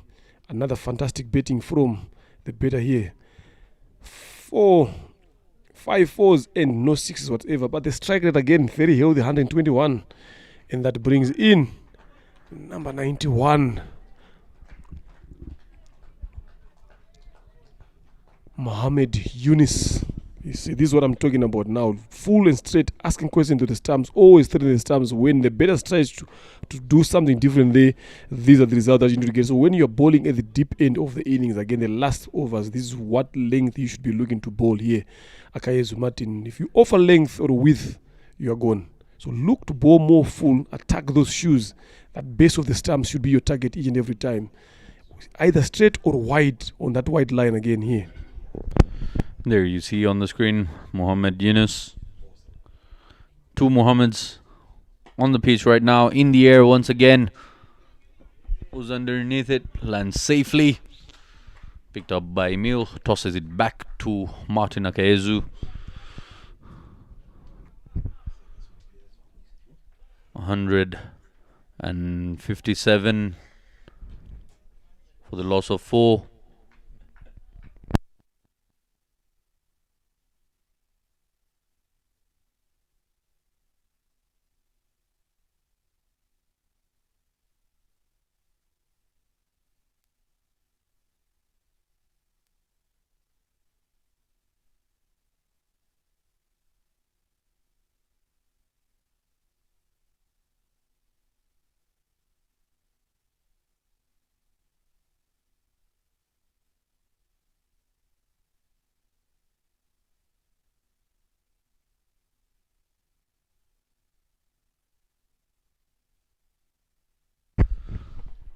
Lovely change of pace there by Martin Akayezu. They'll have to settle for just a single. And that's the end of 20 overs, 159. Rwanda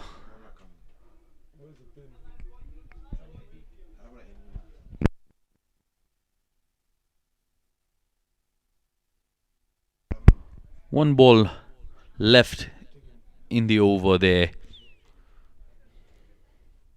Final delivery.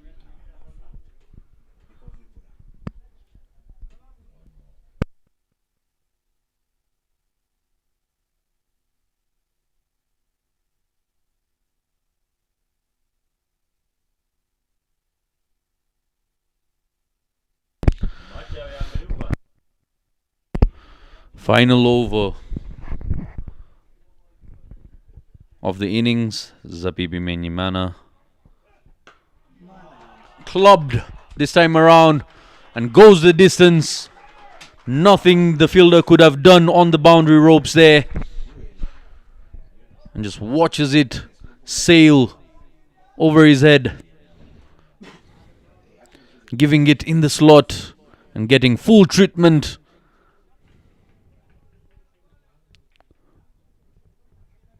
Clubbed it like a 3-iron there over the fielder in the deep, giving it elevation. And a slow delivery this time. Managed to miss the stumps this time around. Lovely, lovely looking slow ball. Fumbled by the keeper, resulting into yet another single. Still that single quite swiftly here.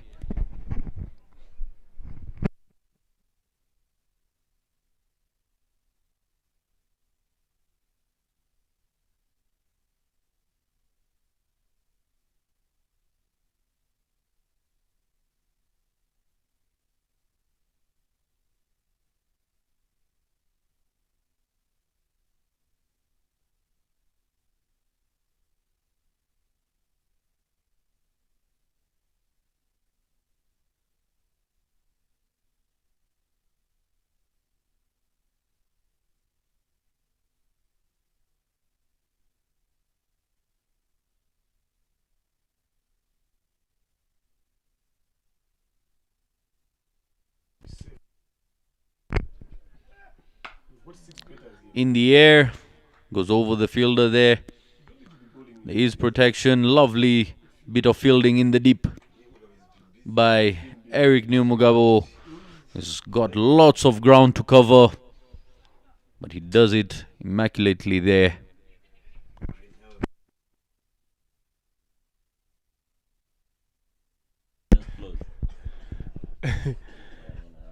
I've been talking about the 160 yesterday. Now Tanzania now is currently sitting on 169. Yeah, we've got 2 deliveries left here. How much more can they add on? And whatever score that they're going to put here is going to be the highest score so far in this Dafabet East Africa Trophy here. Again, slow delivery again. Didier not managing to hold on to that ball. To effect by signaled by the umpire Sibonio.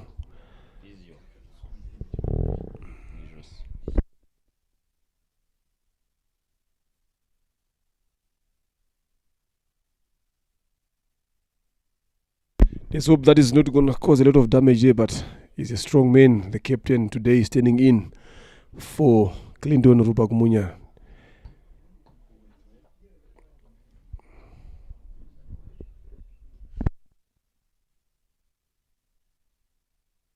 Another slow delivery there. Oscar Manishimwe. Now this time around, he manages to hold on to that catch. The last delivery of the first inning. Mohamed Katunda walks off here of the last delivery. And the score is 170 for the loss of 5 wickets there. That's a massive total that Tanzania has put in on the board here. Zaid. A very, very decent total there, for sure. 170.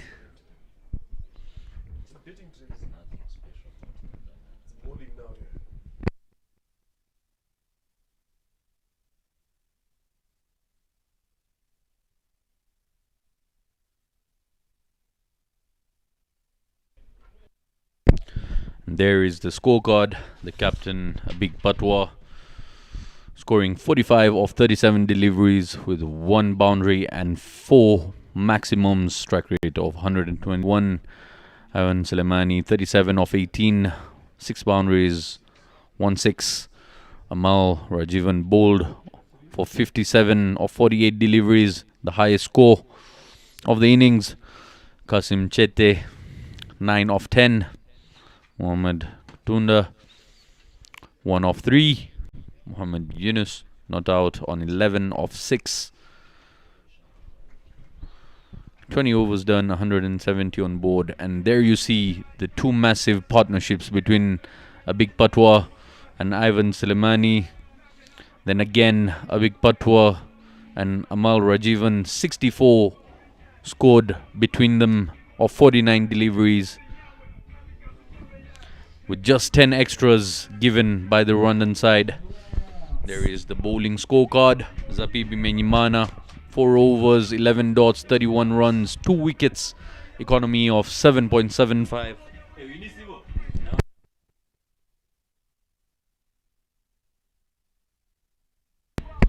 Emmanuel Sebareme, 3 overs, 8 dots, 26 runs, 1 wicket, economy 8.67. Martin Akayezu, 3 overs, 5 dots, 32 runs, 1 wicket, economy of 10.67, the most expensive of the lot. Kevin Irakoze, 4 overs, 5 dots, 33 runs, no wicket, 8.25 is the economy. 4 overs by Emil Rukiriza, 7 dots, 26 runs, no wicket, 6.50 is the economy rate. And Israel Mugisha, the debutant, 2 overs he got to bowl, 5 dots, 20 runs he gave away, and picked up his very first wicket. 10 runs in economy. And that's that from the first innings. We'll be back with you shortly for the run chase.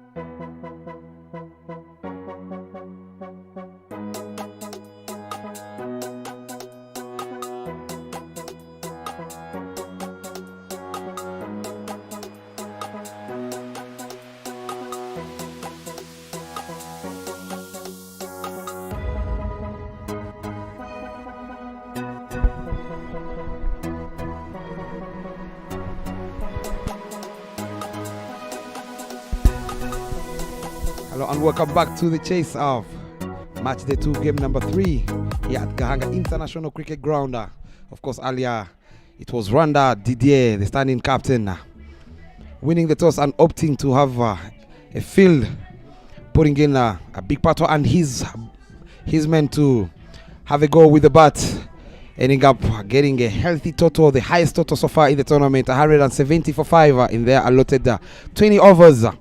Of course, courtesy of the captain himself, who had a go at the bowlers with 45 runs off 37 with 4 maximums and a boundary. And Ivan Selemani back at what he does best, 37 off 18 with 6 boundaries, making good use of that power play up front. And Amal Rajivan was a standout without breaking any sweat to that 57 off 48. But we're here for the chase, as we see. Interestingly, a new pair of the opening pair of Rwanda is, of course, Didier and the Kubgimana, the standing captain. We can keep a batsman alongside Kevin Irakoze, who normally bats at number 7. It's Eric Dusingizimana with the first half century of the tournament, who misses out. We'll be very keen to see how these two approach the chase. They will be needing close to 8 runs and over moving forward. We haven't seen much of these two opening the bat. Didier is the quickest. We saw yesterday Kevin Irakoze, his partner there at the non-striker, shot number 77, getting out on a run out. Interestingly, we saw Tanzania taking those doubles and singles.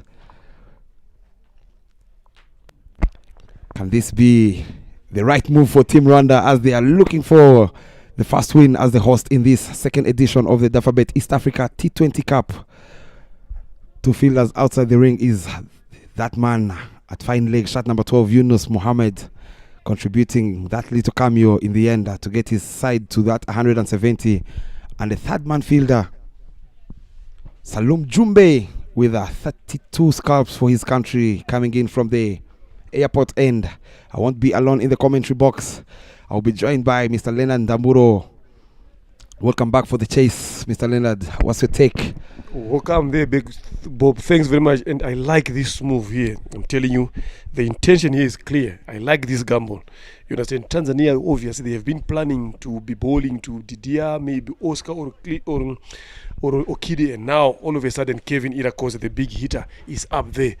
And I'm telling you, if this moves works on, this is something that we need to be starting to apply, or Rwanda needs to start applying going forward. You understand? Give someone a different role. Yes, you are chasing 171. There's no need to come in there and start finishing the ball. You need to send in your guys that you know that they can access the boundary at ease. So Kevin is one of those guys. If he manages to survive for at least 3 overs, I'm telling you, if he can access and give you 15 plus runs and over, I'm telling you that is going to be a good plan. So this is what you just need. You need a quick start and a good one. So this move, Bob, I'm telling you, I'm liking this move.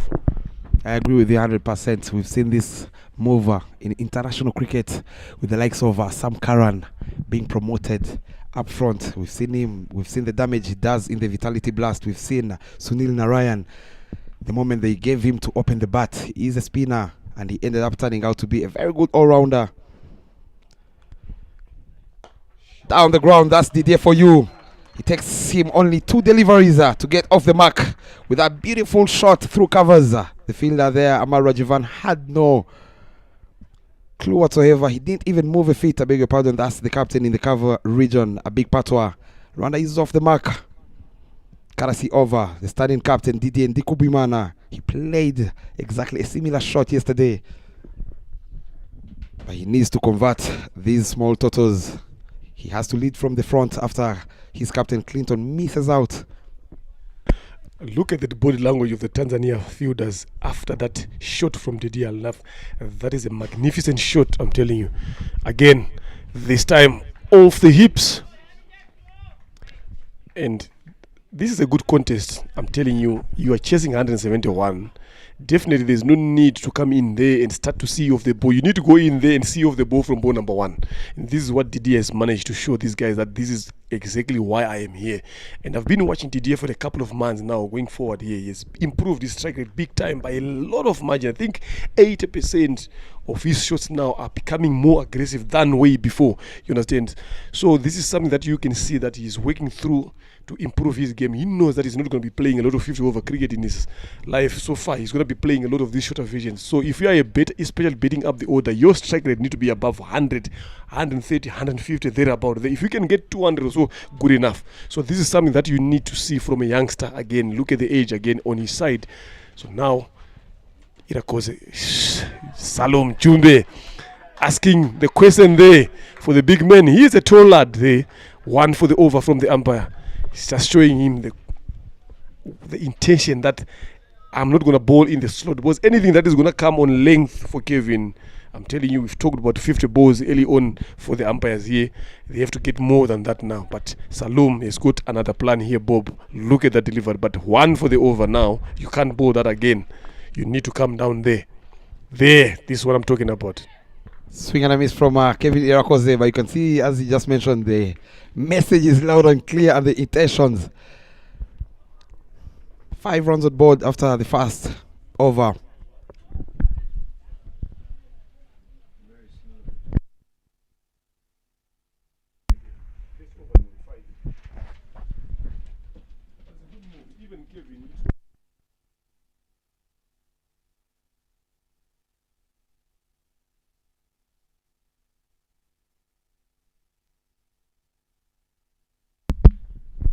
To share the new cherry with Saloma Jumbe, the experienced bowler in the side, is Limpeka Kimote, shot number 10 from the pavilion end.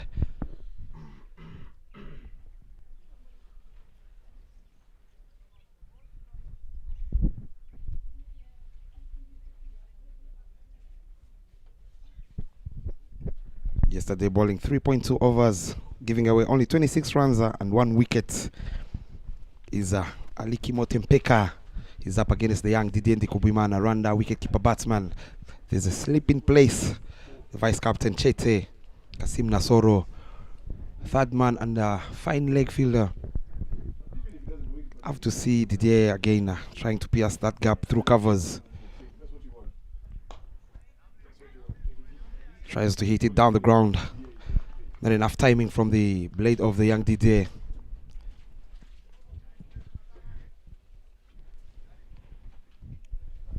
Interestingly to see how Didier plays out Ali Kimote Peka, who loves bowling it fuller, and Didier is one of the best players to play down the ground. One of his signature shots.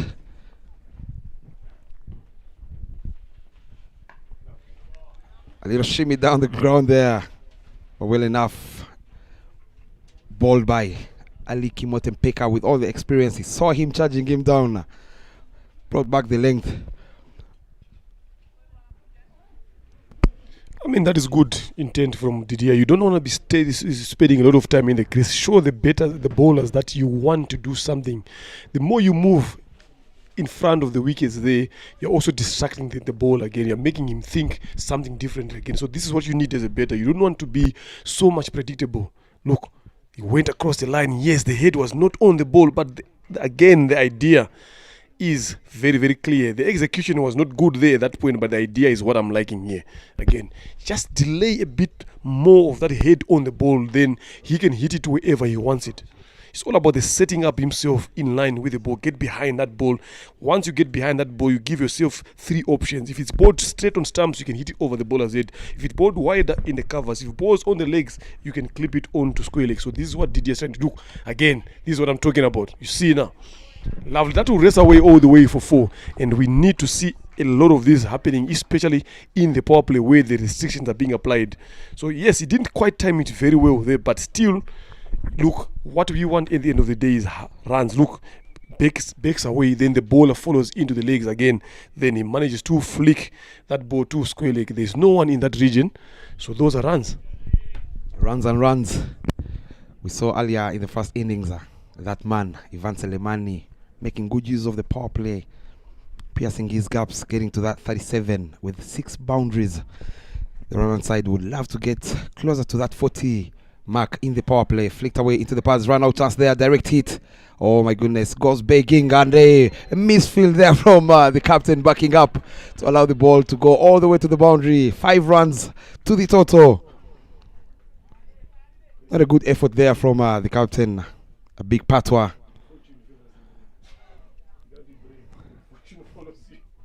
Who looks to be very casual in the field is a big patois. A good feeling from the young Yalinde Morris Kanya. Not shying at the stumps. But the intentions are clear from the young Didier in the Kubimana. Not holding back. He knows there's a lot of gaps. Still into the second over.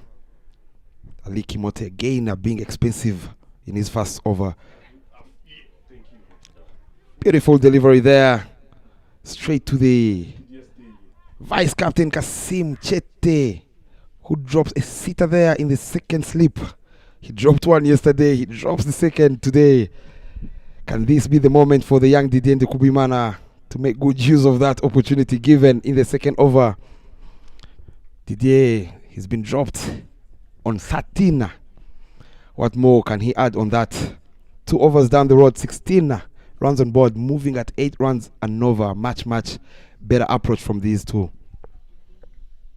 Definitely, that's what you want here. Kevin has only faced 2 deliveries yet to get off the mark, and now he's on the other end again. This is lovely to see. I don't know what will be going through his mind now. He's been there for 3 overs. You understand? So this is what you'd want to see. But we are just laughing about it here. You know, I will remind you later on what these other guys are saying about what is he feeling there when he's on the other end. But now Didier is the key man here. He has been given life again here. Now you need to make sure that he capitalizes on that. Soft hands there. Into the second over is Salum Jumbe. Very expensive to his quality of bowling, giving away 37 runs in yesterday's game against Team Uganda, where they took a liking out of his bowling. Aiza, Simon Sesazi and Roger Mukasa, aka Papa.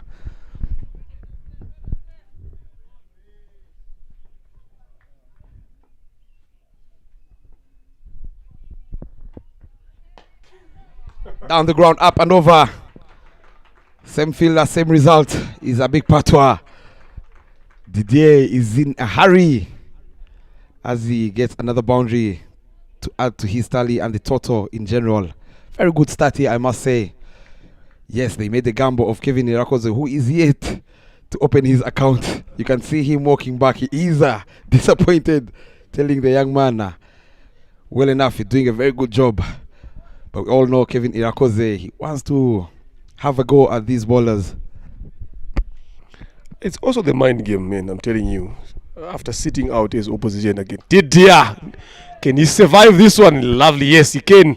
Yes, it's his day here today. I'm liking that intent. I'm liking that innovation again. Not giving respect to bowlers, getting into their head.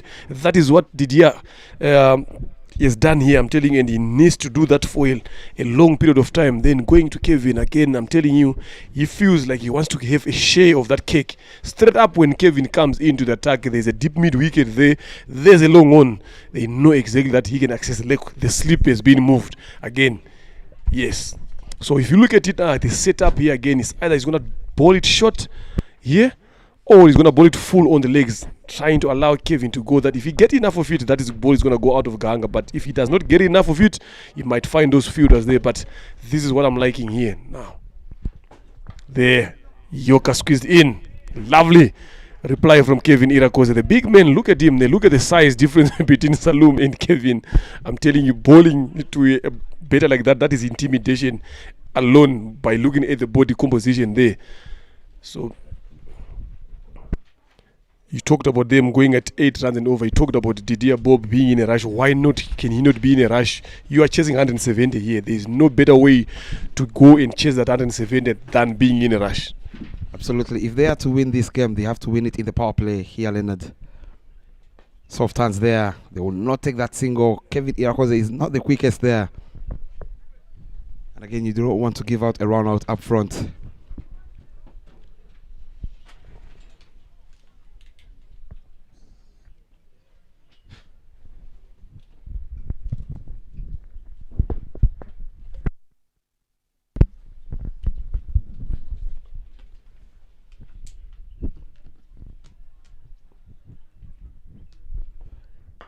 A little shimmy yet again from young Didier. Kind of no look shot. It goes all the way. New ball, please, says Didier. And the umpire, Simonio Jean-Claude. That's Didier for you. He's been dropped at 13 by the vice captain, Chete Kasim Nasoro, in the second slip. And he's trying to capitalize on that. What a gem of a player this young man is turning out to be for the Rwanda national team, who will be leading the team that travels to South Africa in the Africa Cup.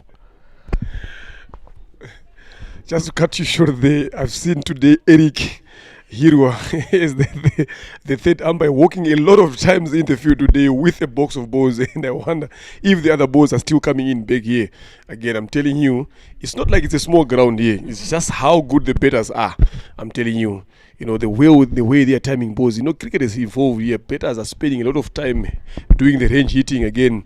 It's going to be a long walk for Eric here, in and out of the field here. I'm telling you, let's hope we've got a lot of balls here until this tournament gets to until it gets to 31 August here. I'm telling you, with how these guys are improving and how these batters are hitting the ball, I'm telling you, we need to make sure that we've got a lot of stock in our storeroom so that the tournament continues. Lovely shot there from Didier. I'm telling you, this is lovely to see. Not giving respect to the bowlers. Not like the bowlers are not bowling very well. It's just a plan. It's just the intent, the message from the dugout. Again, the message in the changing room today. What approach are we going to use? Chasing 170. This is the approach we're going to use. You talked about the power play. Yes, they need to make sure they cash in as many. Shot again, up and over. Again, Kevin Irakoze, the big man. Again, Fortune again tries to go for that pull shot, but getting that top edge with power, it goes over. The wicket keeper and the slipper have got nothing whatsoever that they can do to stop that. Look at that there. What they said, when you edge it hard. This is what Kevin Irakoze has done here. They don't catch those ones. Talking about those extra balls, I hope the tournament director is listening loud and clear. You asked for 50 more extra balls in the first innings. So far, we are into the third over. One ball so far is lost. 31 for naught after 3.1. Didier, interestingly, contributing 26. Oh my goodness. One bounce, two bounces for four. That's Kevin Irakoze telling his partner Didier, if you can do it, I can do better. Back-to-back boundaries. What a start. This is a dream starter. They're making sure they're not missing the big man, Eric Dusingizimana, who got his first half century after playing for his nation 44 matches. The gamble looks to be working at the moment here. You can see the Tanzanian team. They're adjusting the fielders. They put in a short mid-wicket there. Sanjay Thakur Boom. No sleep in place, of course, after that drop from Kasim Chete. It's Ali Kimote to continue from the pavilion end. Change of pace there. Smartly done. He chips in a DJ Bravo kind of boot work.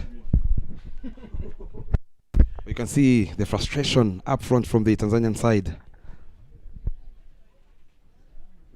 Yesterday we saw them taking so much time to introduce the spinners. Can we see a big patois giving the ball to Yalinde Kanya Morris, 1 over from the airport end. These two are looking to be very comfortable with the pace. My goodness, you're not stopping this man. He's been batting at number 7 for his country. They take the gamble. Of course, Eric missing out. And Kevin Irakoze making sure they don't miss Eric Dusingizimana. 3 boundaries in this second over of Ali Kimote Peka. Telling that man at mid-off, shot number 60, Ivan Selemani, you scored 37. And Kevin Irakoze so far on 13 of 7. I'm loving the strike rate here, Mr. Leonard.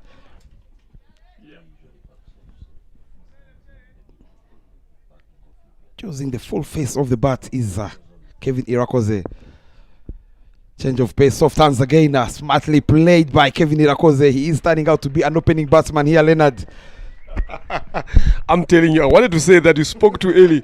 I'm saying if you are Eric Dusingizimana, wherever you are now, if you are Clinton again watching Kevin the way he's betting, I'm telling you, and this plan is worked, I'm telling you, you should start getting worried about yourself.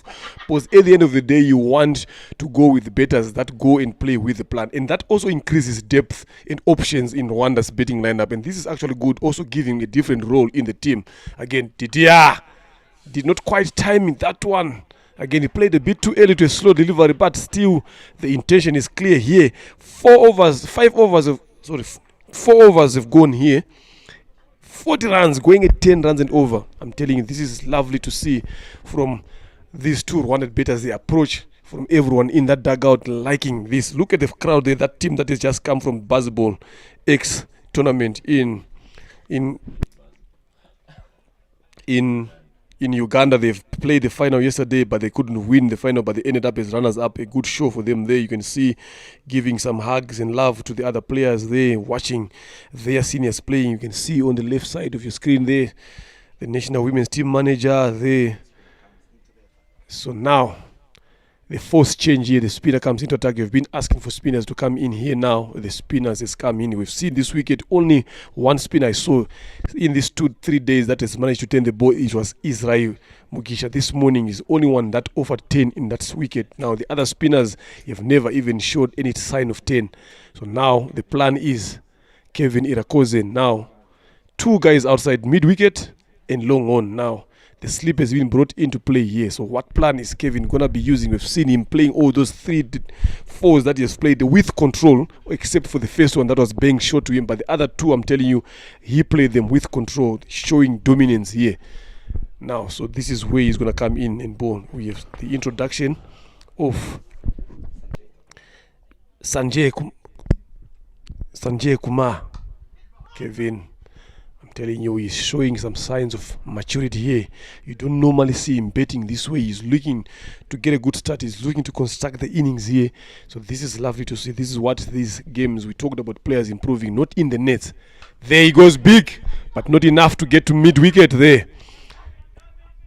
And you can hear the sounds in the field, Bob. Everyone not happy. They said the fielder could have done a bit more better with that, could have run in and tried to catch that ball, because Kevin is looking to be dangerous. Didier, we know against spinners nowadays is using the sweep shot. He's using the reverse switch against spinners here. Go straight up for the sweep. I've talked about it. They thought about 2. Not out, says the umpire. Yesterday we saw Kevin Irakoze going out of a run out. He needs to make sure that he improves that. Not out, says the umpire. And the fielders, good call from Sibonio there. Lovely call, safely lovely there. call. He was in the right position to make that call, is Sibonio. But again, when you look at Kevin Irakoze, the way he turns, facing the other side, not looking where the ball is, something he has to change. Is Kevin Irakoze there? Of course, as we mentioned earlier, we won't be alone here. We also have our talking lineup, as Landry will be joining us at 1 down. Mr. Landry, welcome back. You've been itching to have a go with the mic.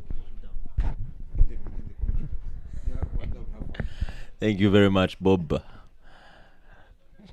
Good day here at Gahanga. The Rwandan team missing the best batter in the 11, but batting to the best of their abilities. Didier goes hard on the reverse, and that is it. 4 more runs. Very good shot from the young man, Didier Ndikubwimana, captain of the day, and doing the best he can do in terms of batting. Waited for that, played it with a turn, and that is 4 more runs on the Rwanda's total. 47 for no loss after 4.4. What a power play Rwanda has had, Zaid. Very, very quick there by Didier. He gets into the right position very quick. Almost second guessing where the ball is going to be pitching, and gets low, gets his hands low as possible, and places it to perfection there for yet another boundary.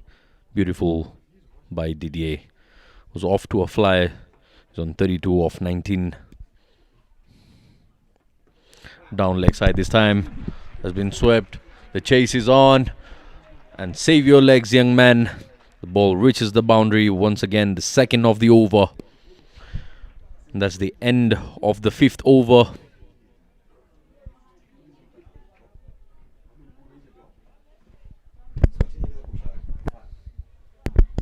Very well played there by Didier. Rwanda moves to 50 for no loss after 5 overs. Dream power play for Team Rwanda.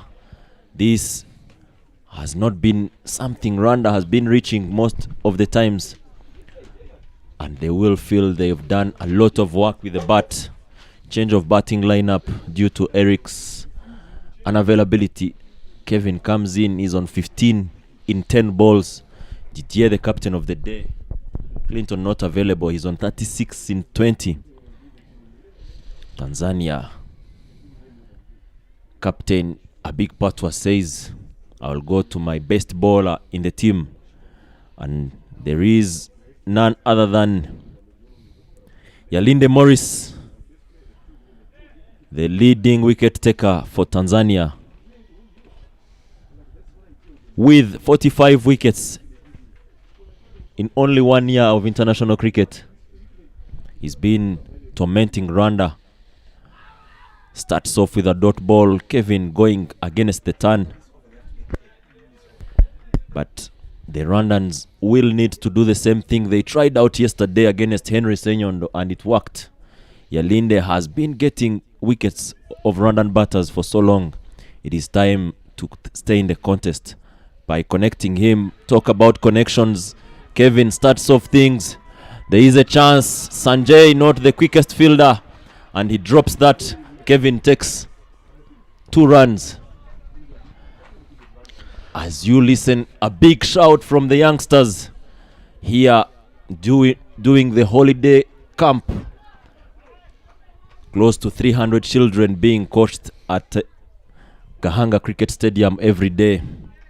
Rwanda Cricket Association in partnership with CBH. If you're watching and you have a kid on your side here in Kigali, Kevin decides to go again. He's given it a lot of height, and it is another maximum. Yalinde being given the same treatment. It is clear from the Rwandan dugout they have decided to take on everyone who has been getting them out in the past. Lovely, lovely ball striking there. Didn't get quite enough of it the first time around. Was lucky he got dropped.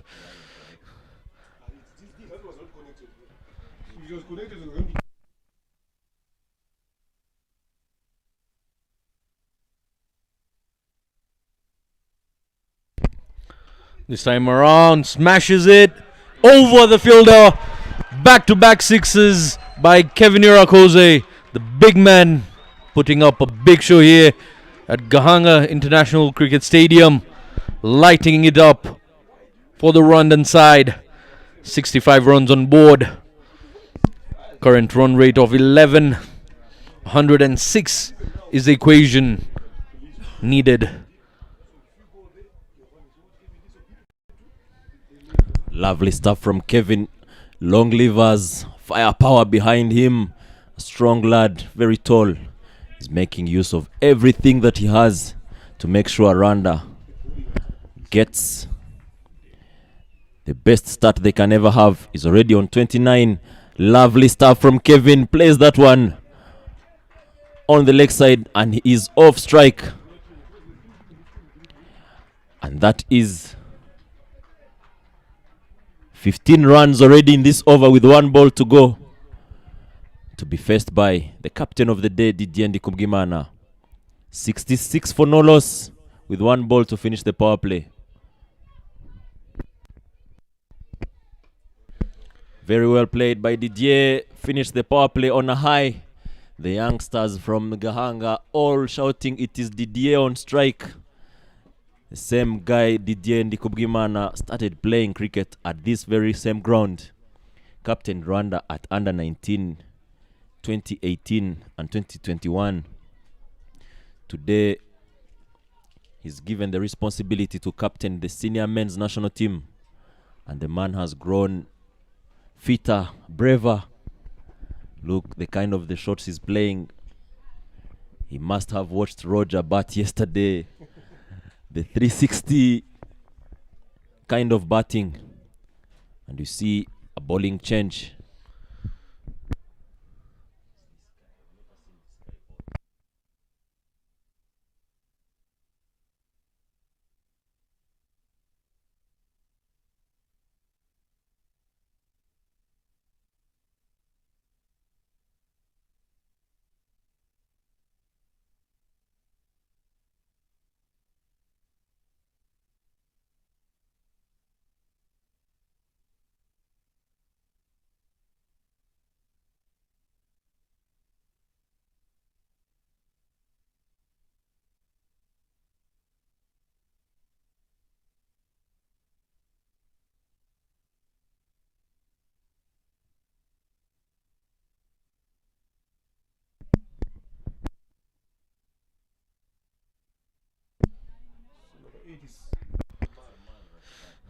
This timer.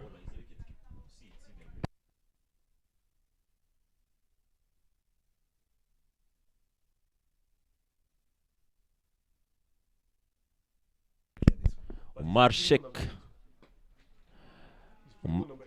Umar Sheikh bowling from the airport road end.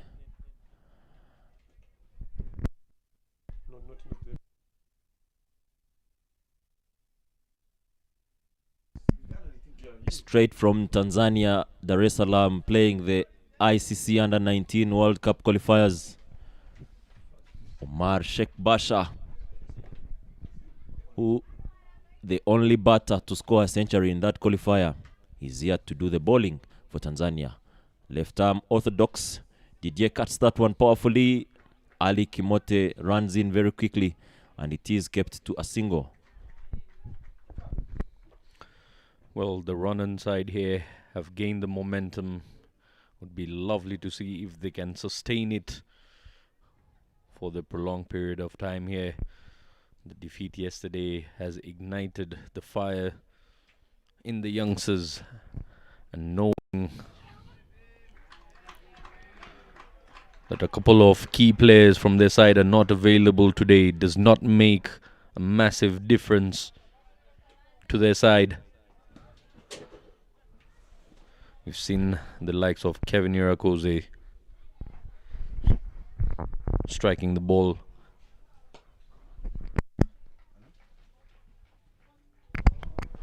cleanly here, and now rotating the strike. Very, very vital are these singles and doubles here, Landry. Very good strike rotation. Rwanda that has been moving at more than 10 and over. It is now Kevin and Didier to make sure they keep up the run rate at least to 8. They're taking singles easily. If they can get a boundary per over, that will be something to work with. A loud call from Didier, and that's already a dot ball.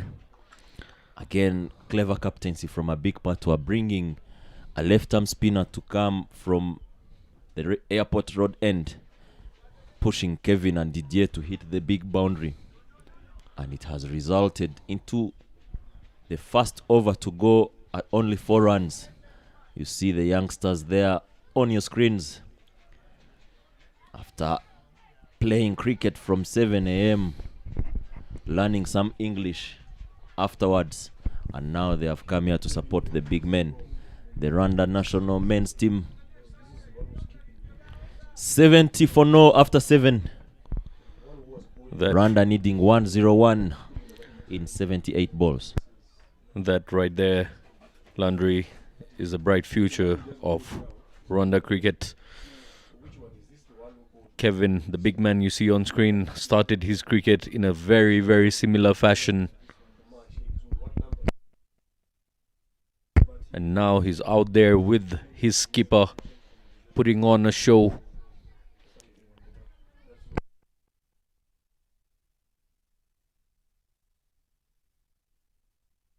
Currently striking it at 10 to be exact.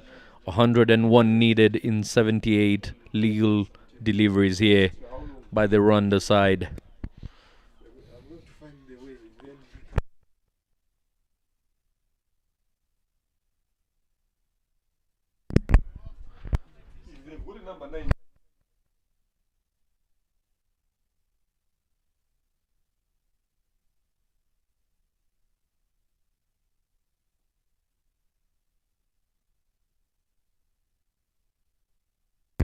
Fuller played by Didier, but straight to the skipper at covers.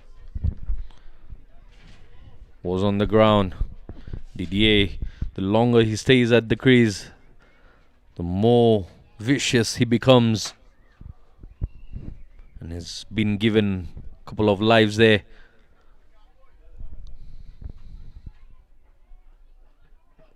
Shimmies once again, flat bats. Tries to flat bat that out of Gahanga here.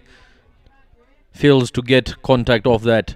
But again, the factor of trying such shots, even a thick outside edge might carry to the boundary with the amount of swing he's putting behind that shot.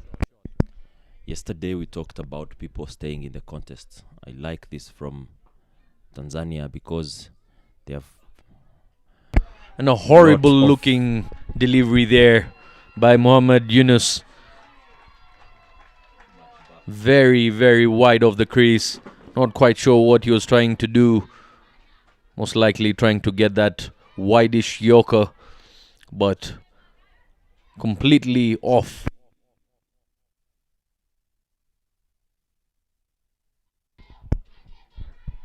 Yunus cutting me short here, talking about the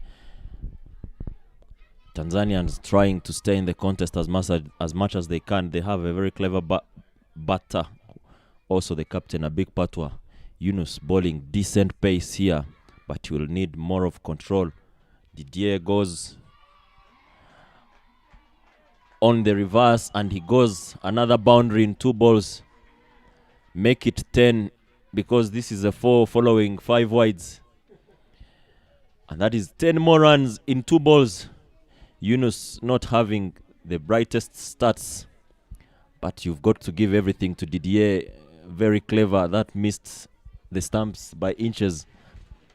But as we said, Rwanda has been losing to these 2 national teams for so long. It is time to start doing things differently if they are to win. Captain, a big patwa misses that one, and it is a single, and that brings Kevin on strike. Let's wait and see what the big man can do here.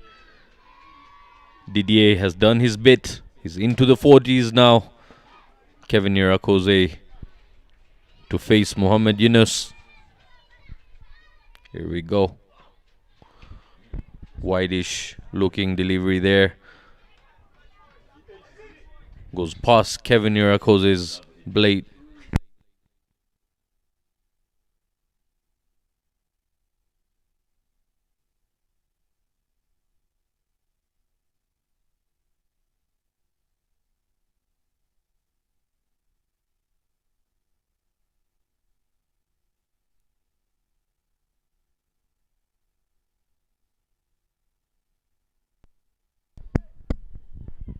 80 for no after 7.5. Current run rate 10.21. When the team requires 7, Yunus to continue bowling to Kevin has been bowling decent pace. Kevin will need to stay low. He edges that, and it takes no time to reach the boundary. It would be very interesting to see Kevin's wagon wheel after this game. But the man cleared the boundary for some time in front. Look at that. We're talking about him staying low. He tried that. Went for a glance, passing between the bat and the legs. And that is 4 more runs. 84 for no loss after 8 overs. Would be very interesting to see what a big Patwa will try now. He's tried everything. Yalinde Morris came to bowl. He was taken apart by Kevin. I think he's done the best thing he can do. Omar Sheikh comes back to bowl. He's just bowled an over that went for 4 runs. So far, the best bowler for Tanzanian team today. Look at Israel doing the 12-man duties. The man you cannot keep away from the game is taken a long bus from Uganda this morning. Reached here, made his debut for Rwanda. And he's the loudest in the dugout at only 18 years of age. Bright, bright future for him. Watchfully played there by Didier. And again, those runs coming off Kevin's bat. I'd like to call it the tale of the fortunate. The quicker it comes, the quicker it goes. He was trying to target his legs on that occasion and got a thick outside edge. Trying to go against the turn. He's done better there playing Takur, who bowls slightly some leggies. If he can try that again, he will be in the good books. 3 dot balls.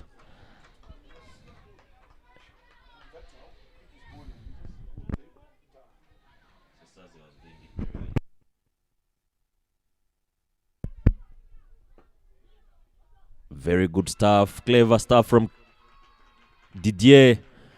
Playing that one dead, drop and single. And that brings Kevin on the strike. He's been kept quiet for some time now. After that over of Yalinde, he's on 36 in 21. 2 balls left in this over. Might have a go at it. Let's wait and see.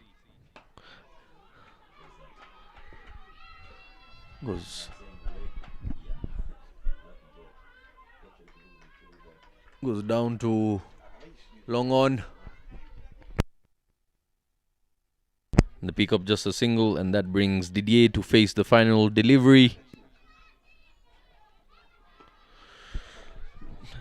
Again, Omar Sheikh bowling a very, very nice over. Very economical over for his side. Tanzania. Just 2 runs offered. There you see on the screen. Lee Booth, the coach, having a sip of coffee.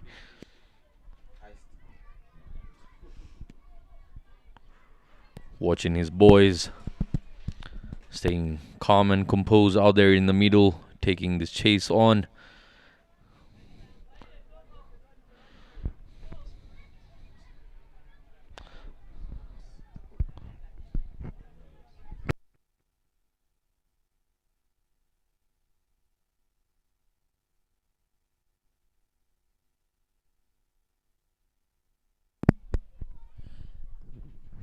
Sanjay Kumar to come back from the pavilion end. 11 is what he went for in the previous over. And he will be coming back to bowl to Kevin Irakoze. Plays that one hard to the safest hands in Tanzanian's 11. He's not been catching. The vice captain Chete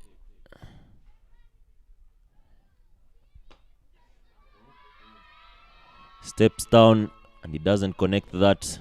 They take a single. The Rwandan batters need to be aware of what is happening now with the power play ending. They need to stay calculative and know the runs. But also Tanzania, kudos to Tanzania trying to come back and stay in the contests. Omar Sheikh just bowled 2 overs and only went for 5 runs. Again, Didier goes on the pedal and gets more runs. 4 more on his total. He moves to 48.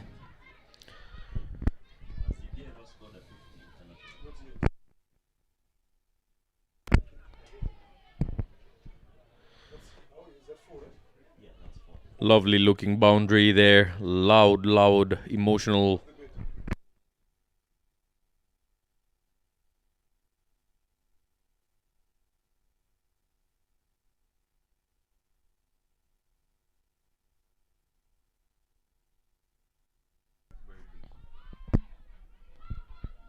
Takur, boom to Didier.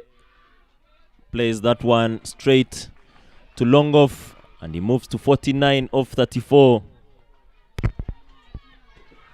Kevin there being calculative, as we said, is asking the umpire at the strikers end, Sibonio, how many balls to go. Would like to see what he is thinking about now.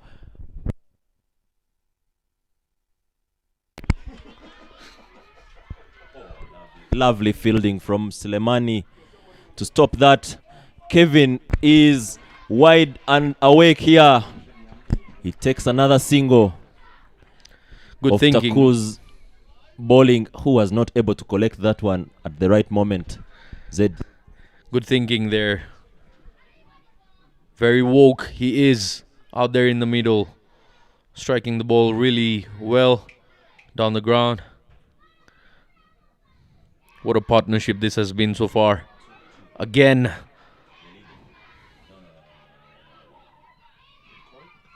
Very, very good call there by Kevin.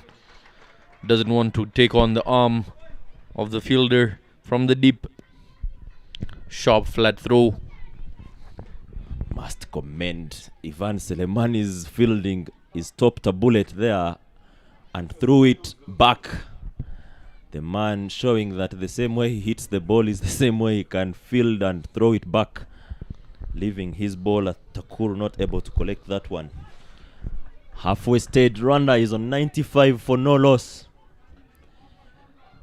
Didier, the captain of the day, 49 in 34. Kevin Irakoze, 41 in 26. Rwanda now needs 76 in 60 balls. And the top bowler of the day for Tanzania, Omar Sheikh, has been bowling very well. Only hit 5 runs in his 2 overs. But he's yet to bowl the 3rd. And again, the gap between runs required and the deliveries left is getting smaller and smaller. And this has been dispatched out of Gahanga into the banana plantation here.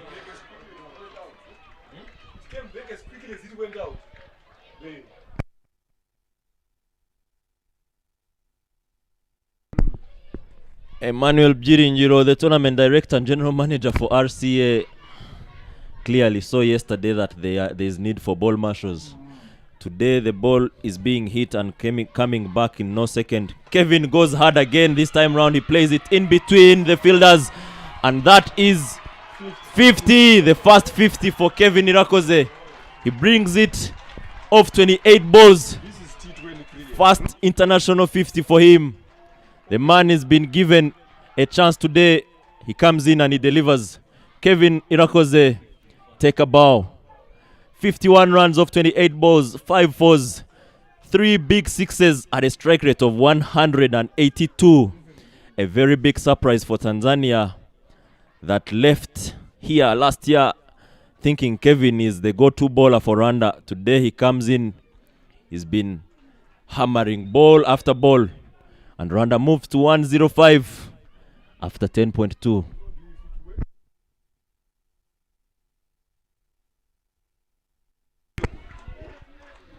Watchfully played there by Kevin Irakoze. Gets his maiden 50. of his very first time being offered opening.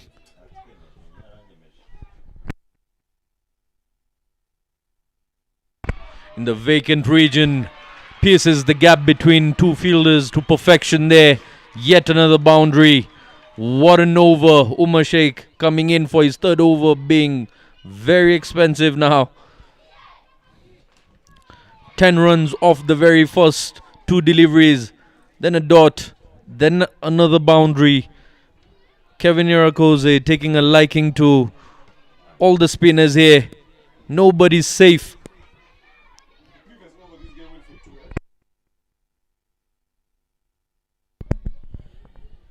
Previous over, Omar Sheikh went on for only 2 runs, being faced by Didier. Kevin must have watched very well him ball. He changes the end. They take a quick single there. Kevin turning out to be a new player today, running very hard, being very calculative. 110. Big responsibilities on his shoulders, and he's taken them with both hands. 61 runs in 55 balls is what Rwanda needs. Didier on strike on 49. Plays that towards short third. Chete takes no time to bring it back and make it 11 overs. Rwanda is on 110. The youngsters they are singing Didier. Kevin has done a very good job, but he must know that he's not at home. Didier getting the home advantage. The kids singing his name. But what a fantastic batting display these two have shown. Absolutely. The partnership opening pair getting to 110 for no loss.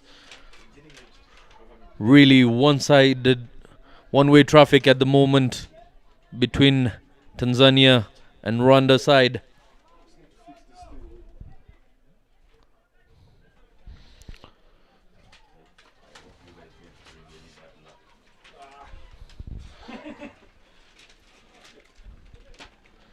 The gap between runs required and balls left here getting chopped off by the opening pair. 61 now needed in 54 legal deliveries.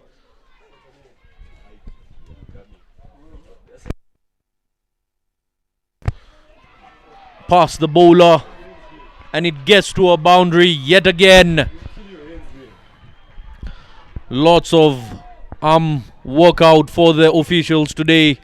Lots of swinging of hands as well as swinging of bats here at Gahanga International Cricket Stadium. The opening pair putting up a show.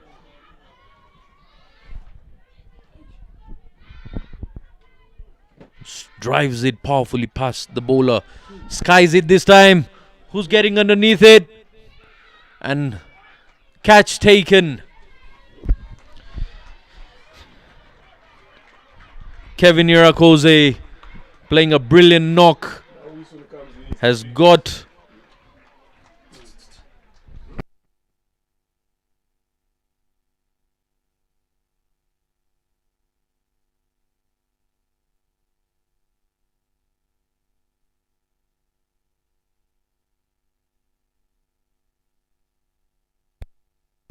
Kevin Irakoze walks back to a very big round of applause here at Gahanga International Cricket Ground, led by the coach, of course, himself, Lee Booth.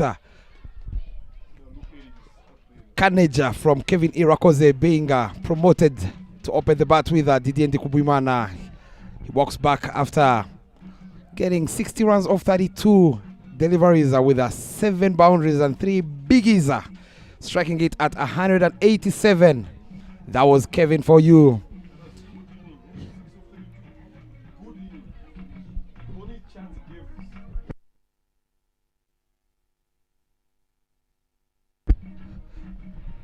Of course, we said we'll be having a change in the commentary box as I will come back, Mr. Leonard. Welcome back, Leonard. We left this commentary box where the scoreboard was reading 48 in 4 overs. Coming back 114 for the loss of 1 wicket, the big one of Kevin Irakoze, needing only 57 runs in 11 in 9 overs is Team Rwanda. What's your take on this? You talked about that gamble up front. I could see your face. You're a man who loves gambling. We've seen you before in the national women's side using Belize Murekatete to open the bat for Team Rwanda, who ended up being the best bat in the previous T10 with 200 plus runs. Can this also be the moment of the young Kevin Irakoze? Definitely. I mean, Bob, things like that work. You know, this is T20 cricket. It's a game of runs. You understand? You are chasing 170 here. It's a game of runs. So you gotta come up with a plan. With a shout there, Wilson coming in with a bit of some negative approach in there. I don't know what the plan is. Look at the keeper's frustration. We can see that again. I think he was just struck outside line here. Off the back foot, yes, but I think he was struck outside line. Yeah. So going back to what you've said, again, this gamble has worked very much. That's why I said earlier on, if I am Eric Tusingzimana and Clinton, who are sitting out there, I have to start asking myself a lot of questions. Yeah.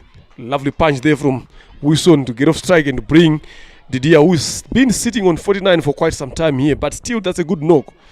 So if you're playing cricket, Bob, in this particular fashion, you gotta be a thinking cricketer. So if you're sitting out there with your plans, you gotta sometimes get out of the box and think outside the box to say how best can we give our team good results. So this is exactly what the coach has done. Yes, lovely piece of betting there from Didier, managing to find that gap. I think they should get 3 runs here comfortably. Wilson, a bit of some hiccup in terms of running. Another missed throw, Wilson. Lovely piece of running there. They got 4 runs, and that is the first 50 of the stand-in captain, young Didier Ndikubimana. Well-bedded young man, striking it a bit hard, and Rwanda has never gone down under 10 runs and over since they've started. 53 runs off 50.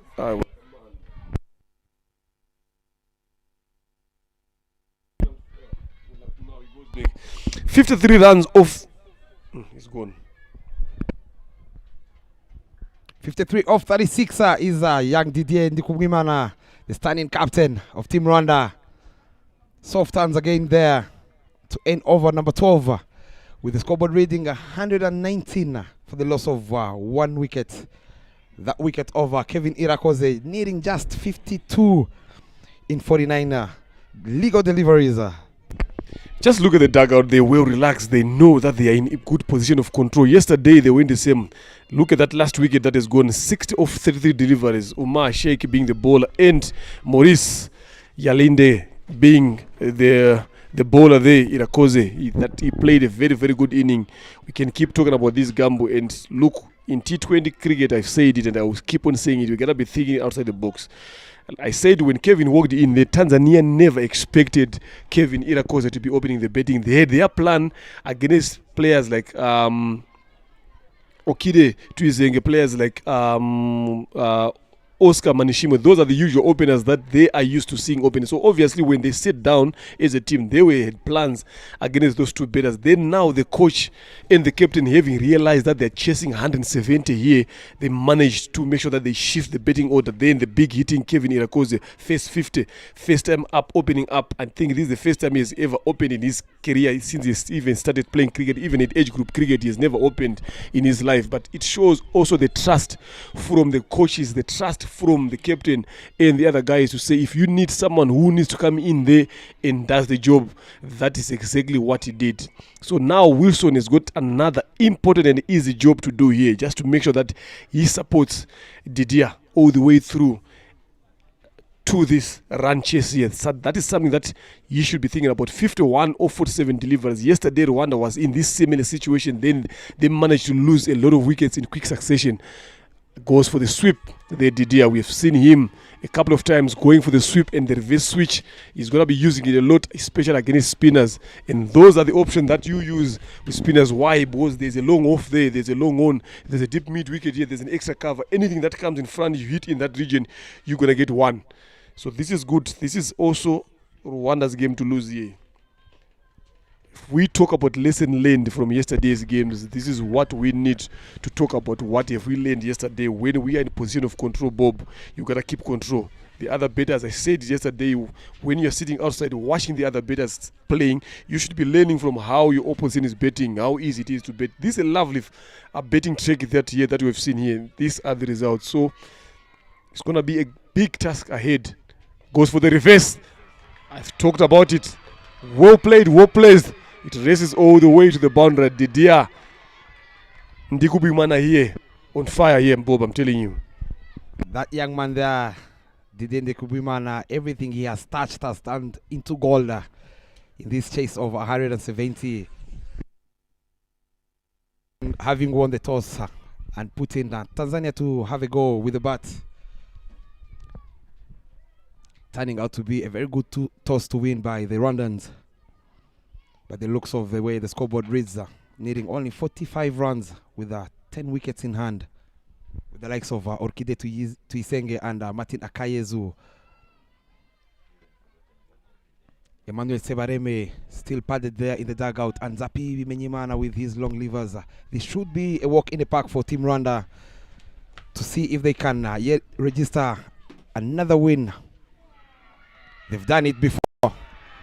Cheeky there from Didier again, beats the captain, who's really chest leather in this chase in the field, to get him yet another boundary. Looking to close this off and go have a very early lunch is Team Rwanda and Didier Ndikubimana.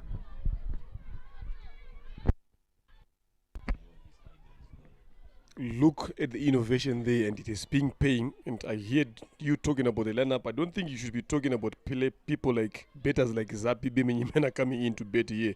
Seriously, with where Rwanda is in terms of position here. I spoke to him earlier on, Didier at the toss, and I said, how much impact is it for you guys losing Clinton and Eric Dusingzimana today? He said that is not going to affect us because we've got a good replacement today. You're going to be surprised when you see that replacement up the order. Now that was the replacement, Kevin Irakoze. So it's something that they sit down and they've come up with a plan to see how best can you use whatever tools that you've got in your tools box, and that has worked very, very well for Rwanda. Wilson tries to go big here, didn't get enough of it. Inside edge.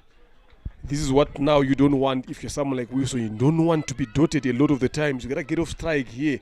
Get that man on fire there. Get Didier who's on 62 or 41 delivers. Get him on strike. You get off strike, then let him do the job. Then the more he stays on strike, Wilson, the more pressure up goes back to Didier. Tries to go big. Hit and straight. There's an electric fielder there in terms of Ivan Suleimani not allowing that ball to go to the boundary. It has been the second time, and I think he's one of the busiest fielders again for Tanzania here today in that long off region.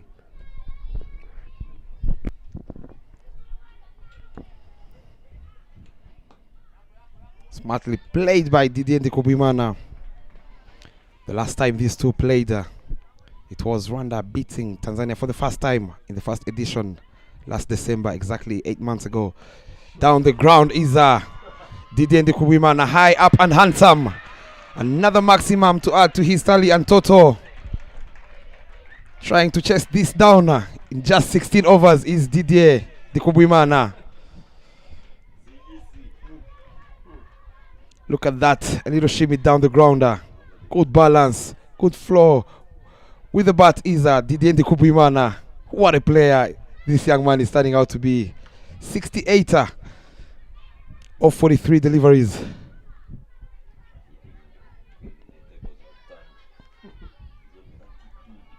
I'm telling you, Bob, 170 years, it looks to be like a big total. But I said how this wicket is. There is nothing much for the bowler. This is a betting paradise here. This is what we've seen here.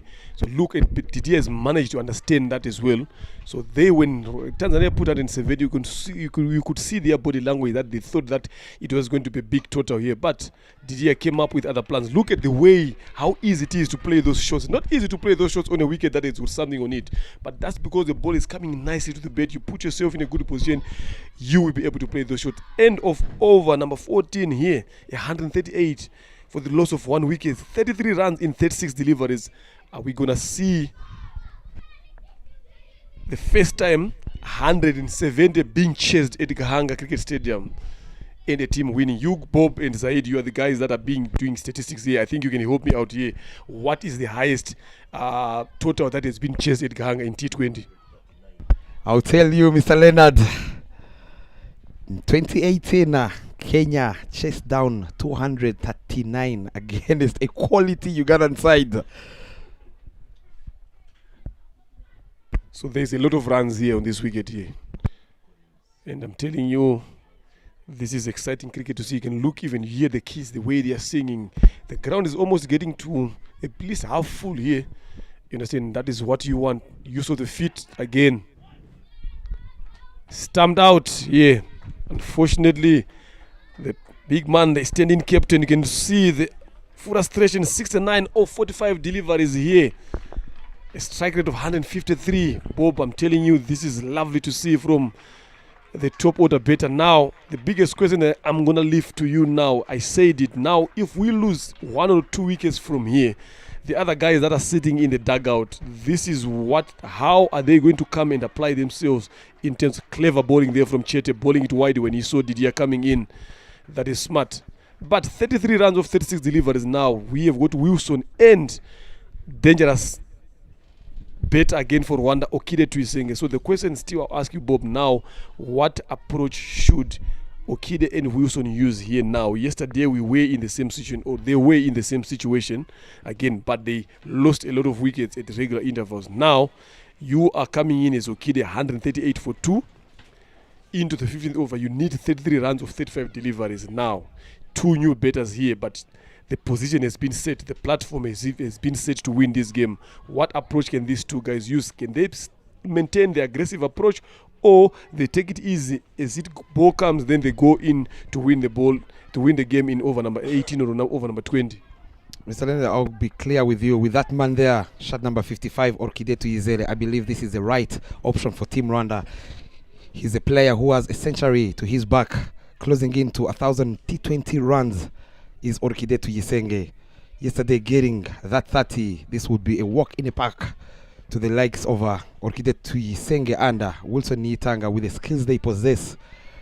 Of course, it is well set for them by those two openers, Didier Ndekubimana and Kevin Irakoze. They would love to tick it around the corner, try and get that 6 runs and over, or even more with the boundary in every over. Something they missed out yesterday against Team Uganda. Lovely piece of bowling from the experienced spinner Kasim Chete Nasoro. And the wicket keeper there showing all the skills he got from the high performance center in South Africa. Omar Kitunda Moody. But again, Leonard, we've seen a collapse before from the Rwandan side. They would love to see these young men out there at the crease. Wilson Nitanga and Orkide, of course, 2 new batsmen at the crease. Get some bat on ball, something they missed out yesterday, losing 7 wickets for only 10 runs. But I mean, even if anyone comes into bet here, Bob, I'm telling you, even if the guys that are sitting here, this is how easy cricket has been made by those 2 batters here. This should be easy too here. These 2 are quick being the wickets. Yes, they get there comfortably.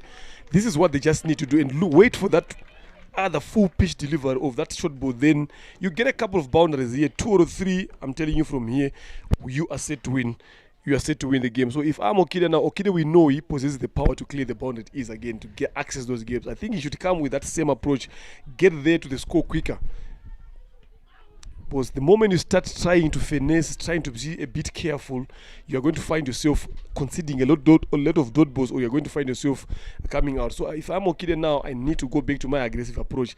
Keep the momentum has been set in terms of aggression now. You just need to maintain that. We know him naturally as an aggressor, so there's no need for him to shift here. If he's there for the hitting, take it on. Lovely piece of shot there to mid wicket. Lovely batting from Orkide. He would love to see his strike rate at 100 plus into this chase.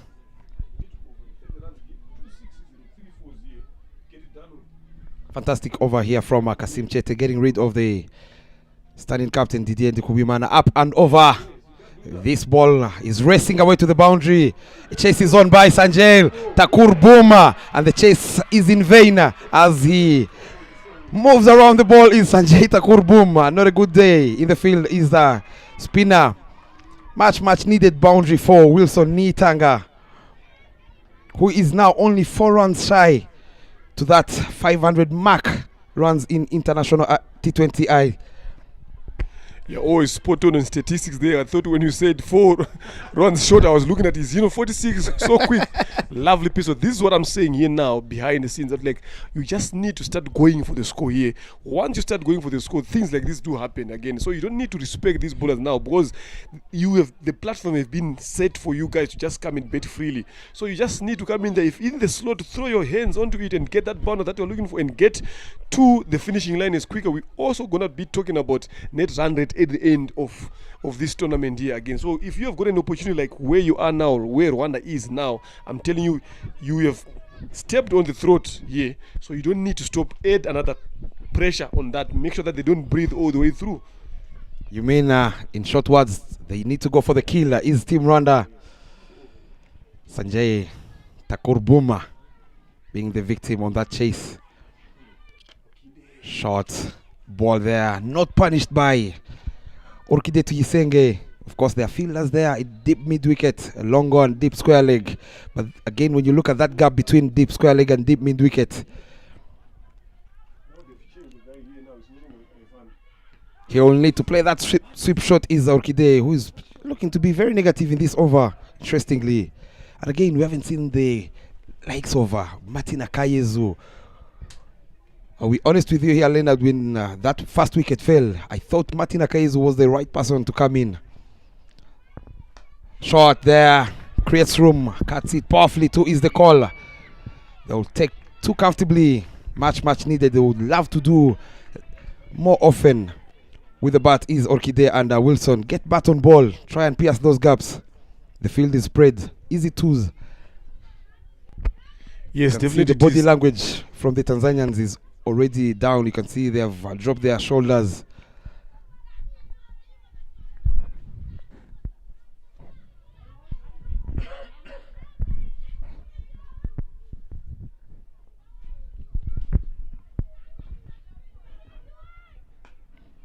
Cut away again powerfully this time round. To carry it on one is Yaline Nkanya there, a deep extra cover. Only need to keep rotating the strike. Bad ball. Put it away and see if you can wrap up the chase as soon as possible. I mean, that is what I'm talking about. I just need to get those 20 runs as soon as I can. So shots like that now won't get you result. The only thing that is going to get that thick outside edge straight into the keeper's glove there, then you end up regretting yourself. So you gotta try to come up with options here, Wilson. You gotta be aggressive, you gotta be positive here. It's there, you only need 23 runs from 25 delivers. You don't want to take this game to the wire. You see, this is what I'm talking about. This is now pressure being applied on these two here, because Wilson is betting in a negative approach here. You gotta stay on, continue with the momentum. Yes, Bob is itching here. He's talking about Martin Akayezu sitting outside there. I think they have got a different plan. Maybe if the last over gets to whereby you need 6 runs or so, you can come in. But that was also my thinking again, to say, since the momentum was set, the aggression was there, Martin was the right candidate to come in there and just carry on with the momentum. 148 runs here for 2 wickets lost, 16 overs done here. I think this is the over that Rwanda needs to take home and make sure that they put themselves in a winning position. 23 of 24 delivers, yes, run a ball, but you don't want to wait for the game to get to that point when you're in a position to win. So I think Rwanda should be going in now. Look at the tension from the fans, the young kids now. They're not sure here. They know that anytime from now the game can slip away from them, but it only takes those 2 batters now that are there. I'm telling you, one of these 2 batters just need to say, let me the one to be the aggressor, then they go. A couple of boundaries here, 3 in this over, the game is done. Of course, some homework to be done by Lee Butha, having brought in to be the head coach of Team Rwanda. It's been only 2 months. You do not want to leave someone like Martin Akayezu into the dugout there, padded. He has scored a 50 off 19 deliveries. Would have been the best option as these two has pulled down the scoring rate. They've been moving at 10 runs and over. These two are looking to slow down things as we see Ali Mpeka Kimote changing ends, coming in from the airport end. Shot third man there, Sheikh Basha. Deep mid wicket, deep square leg, long on fielders. Starts off with an off cutter there, beats Orkide, who was in a hurry to play it on the offside. Smartly done by Ali Mpeka Kimote. Pressure is climbing here, I'm telling you, the run and tag out here, Leonard. They have, of course, the runs on the board, but they need to get things done. You do not want to play the last over after getting that start from the young Didier Ndikubwimana and Kevin Irakoze. They've done their part. They have 8 wickets in hand. Definitely, you don't want to get this game to the last over here. Look, this is the period whereby, as a better, you need to understand the period that you're betting in. Remember, early on in the first inning, I talked about cutters, slow balls being bowled during this period of time. So Okida should be fortunate again. Goes big, but missed everything completely. The keeper, the stumps, those are 4 runs added to Rwanda's total. They will take them anyhow they come. Yeah, lovely to see here. Look at that. But a bit more quicker here. Okida tries to go across the line. In as much as you do want to hit a ball hard, you gotta keep that shape on. Play the easiest shots now. So what I've said now, Okida should be bearing this in mind, that at this point of time when bowlers are bowling now, defending runs like this, a lot of slow balls are going to be coming in, a lot of cutters are going to be coming in. So you need to delay playing your shots a bit late. You see now, he's going to be bowling a lot of these slow balls here, so you got to delay your shots now. So it's all about understanding. It's all about understanding now the period that you're betting in, Bob. Very well said, Leonard. It's about waiting. It is time for Wilson to face the experienced Ali Kimote.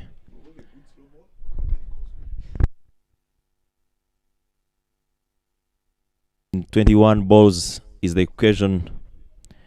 Ali to Wilson, balls are wide.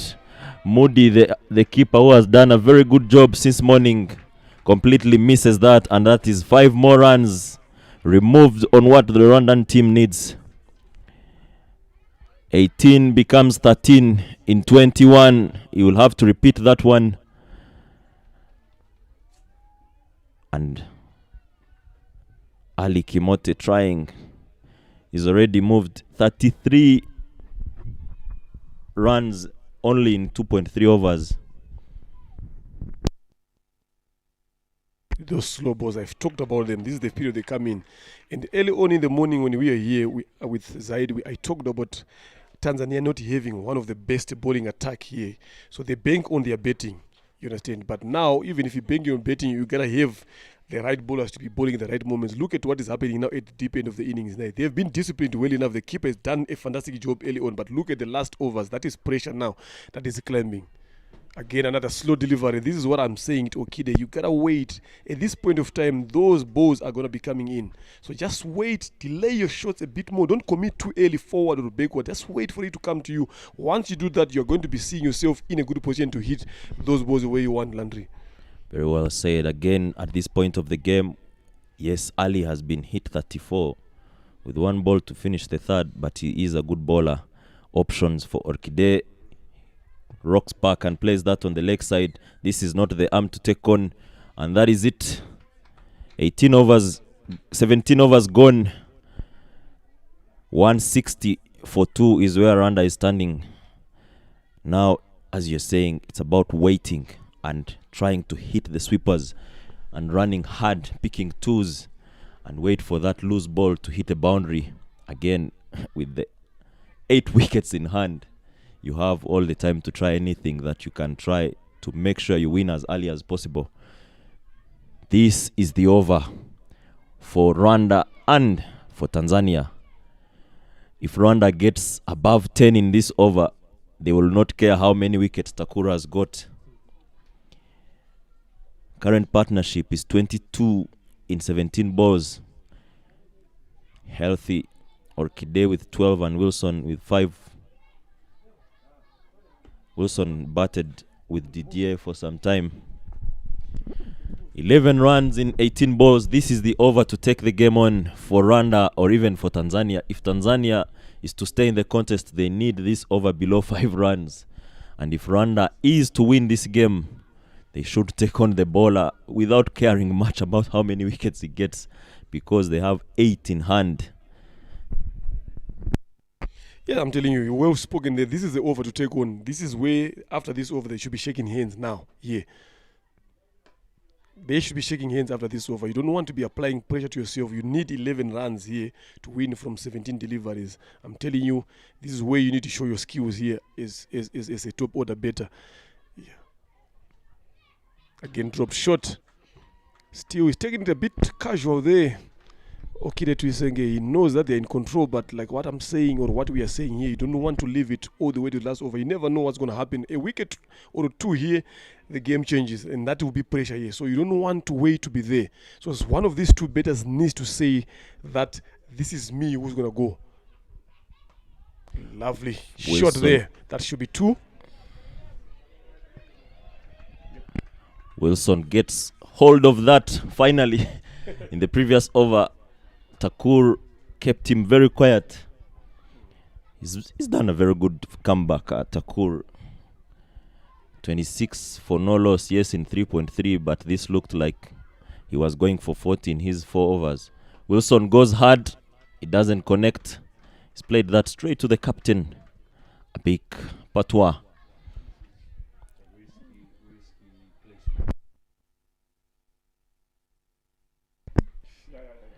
Thakur to continue bowling to Orchide. Orchide steps down and he plays that straight as an arrow to the dugout of Rwanda.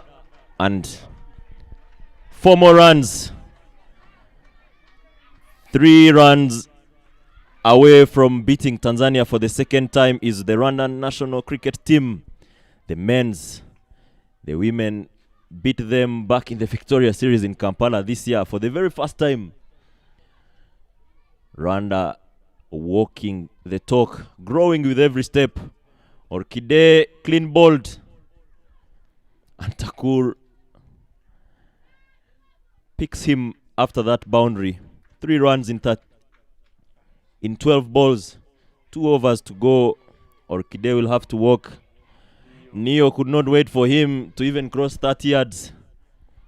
He's already on the crease. Wilson will be facing the second last over. They usually say it's not over until it's over. Yes, Rwanda is getting closer and closer, but you should always get the job done and start the celebrations. I mean, I think up there in the bar, here in the coffee shop, celebration are already starting here. Look, you're needing 3 runs to win. Okida has done a fantastic job here. I said it this way. You don't need to let this game go to the last over. He has done a good job for himself here. Look, 10 runs so far in this over. So that is what you just need to do. You show that positive intent. If you're winning, win big. It doesn't matter how many wickets you have lost. You show that intent. You've worked on that. Work it there. This is the time to go and apply. This is exactly what Rwanda has done well today. I spoke to the captain again, even the coach. We had a chat in the morning. I'm like, yesterday we were in good position. Then we spoke about when you fail or when you lose, what lessons did you learn from that game? What do you think you could have done better, or you should do better going into the next game? So these are some of the things that we discussed again early on to say how best can we go with that approach. You understand? Yes, 170 has been put on the board, but how do you chase 170 was the most important question. You cannot chase 170 coming in, nudging the ball. You got to go for the kill. If you fail during that process, you pick things that you have learned on that run chase. Lovely. Again, Wilson trying to nudge the ball there. You just need one big shot here, Landry, then finish off the game in style. Mr. Aggressive Leonard Namburo is always dealing with boundaries. Wilson is on strike. His first 2 dot balls. He should make sure that he takes the game. Neo telling him no, 3 dot balls. They should not take the game to the last over. 3 runs needed in 9 balls. Chete is a very experienced bowler. Very good running between the two. Neo Mugabo has decided to take 2 runs, and that it is. The scores are level.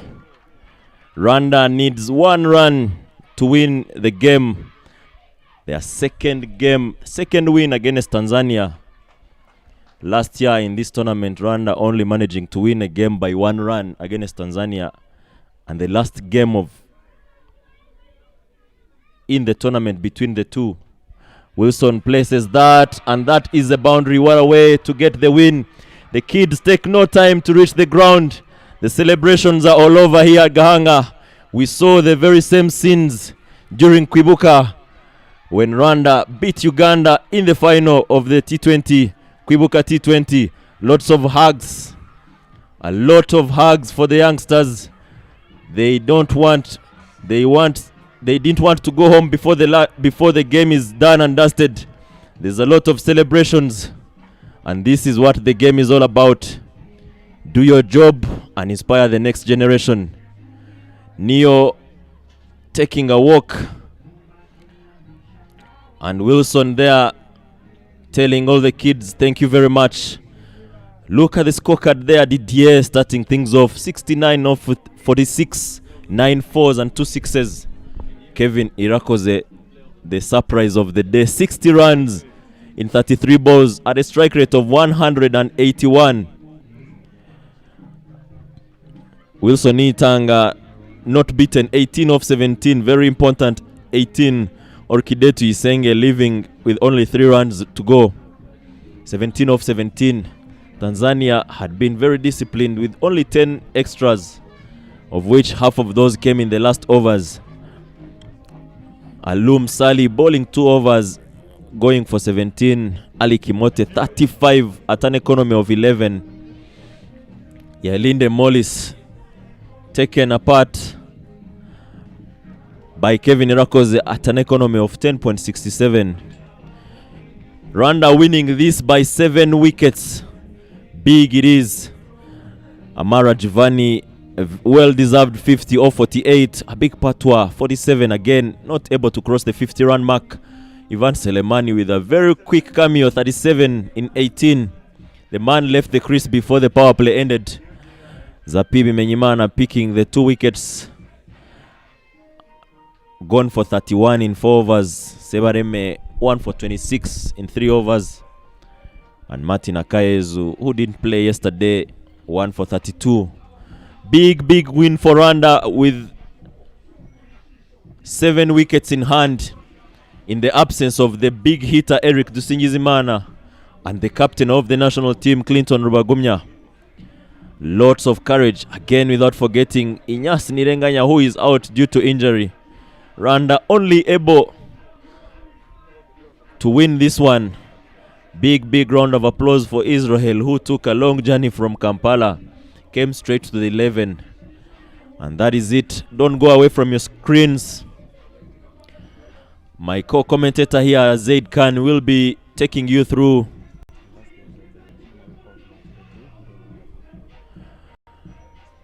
we'll be taking you in the post-match presentation. That is the end of the summary of match number 3 here. Match day number 2 in the East Africa Trophy, happening here at Gahanga Cricket Stadium. Tournament between Tanzania, Rwanda and Uganda.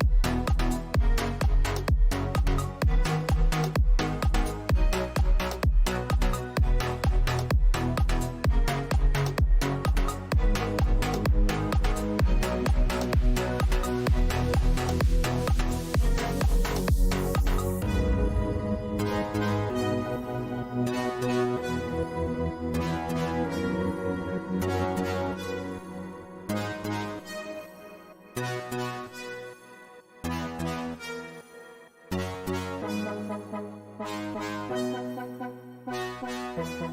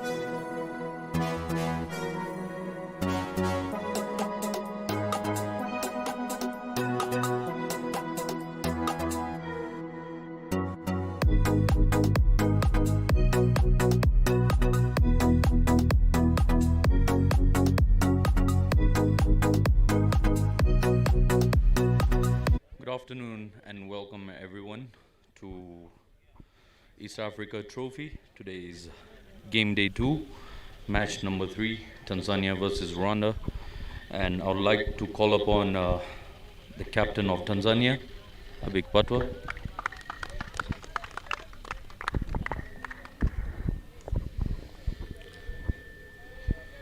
Hard luck, Abik.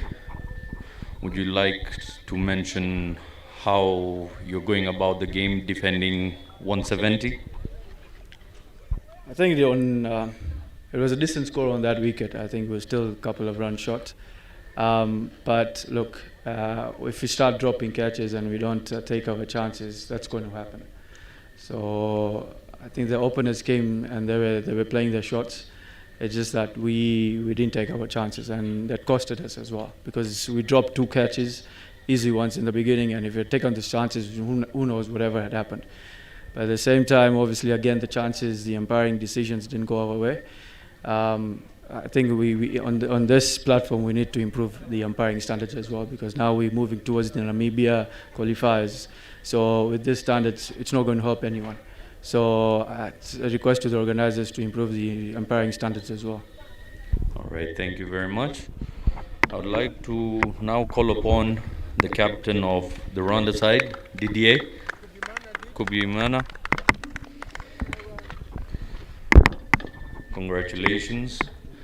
Again, the question asked at the toss, you didn't have your key players, but that didn't affect your game today.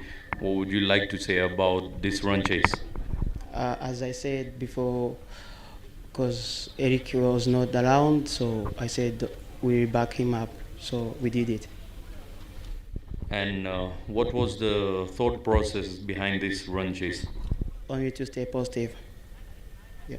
All right, thank you very much.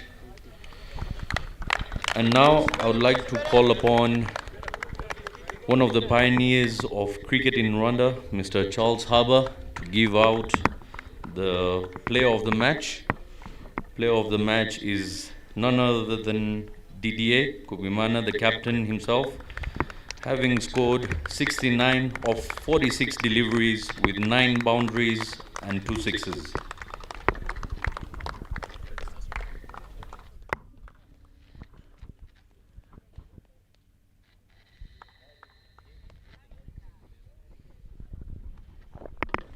Congrats for the man of the match.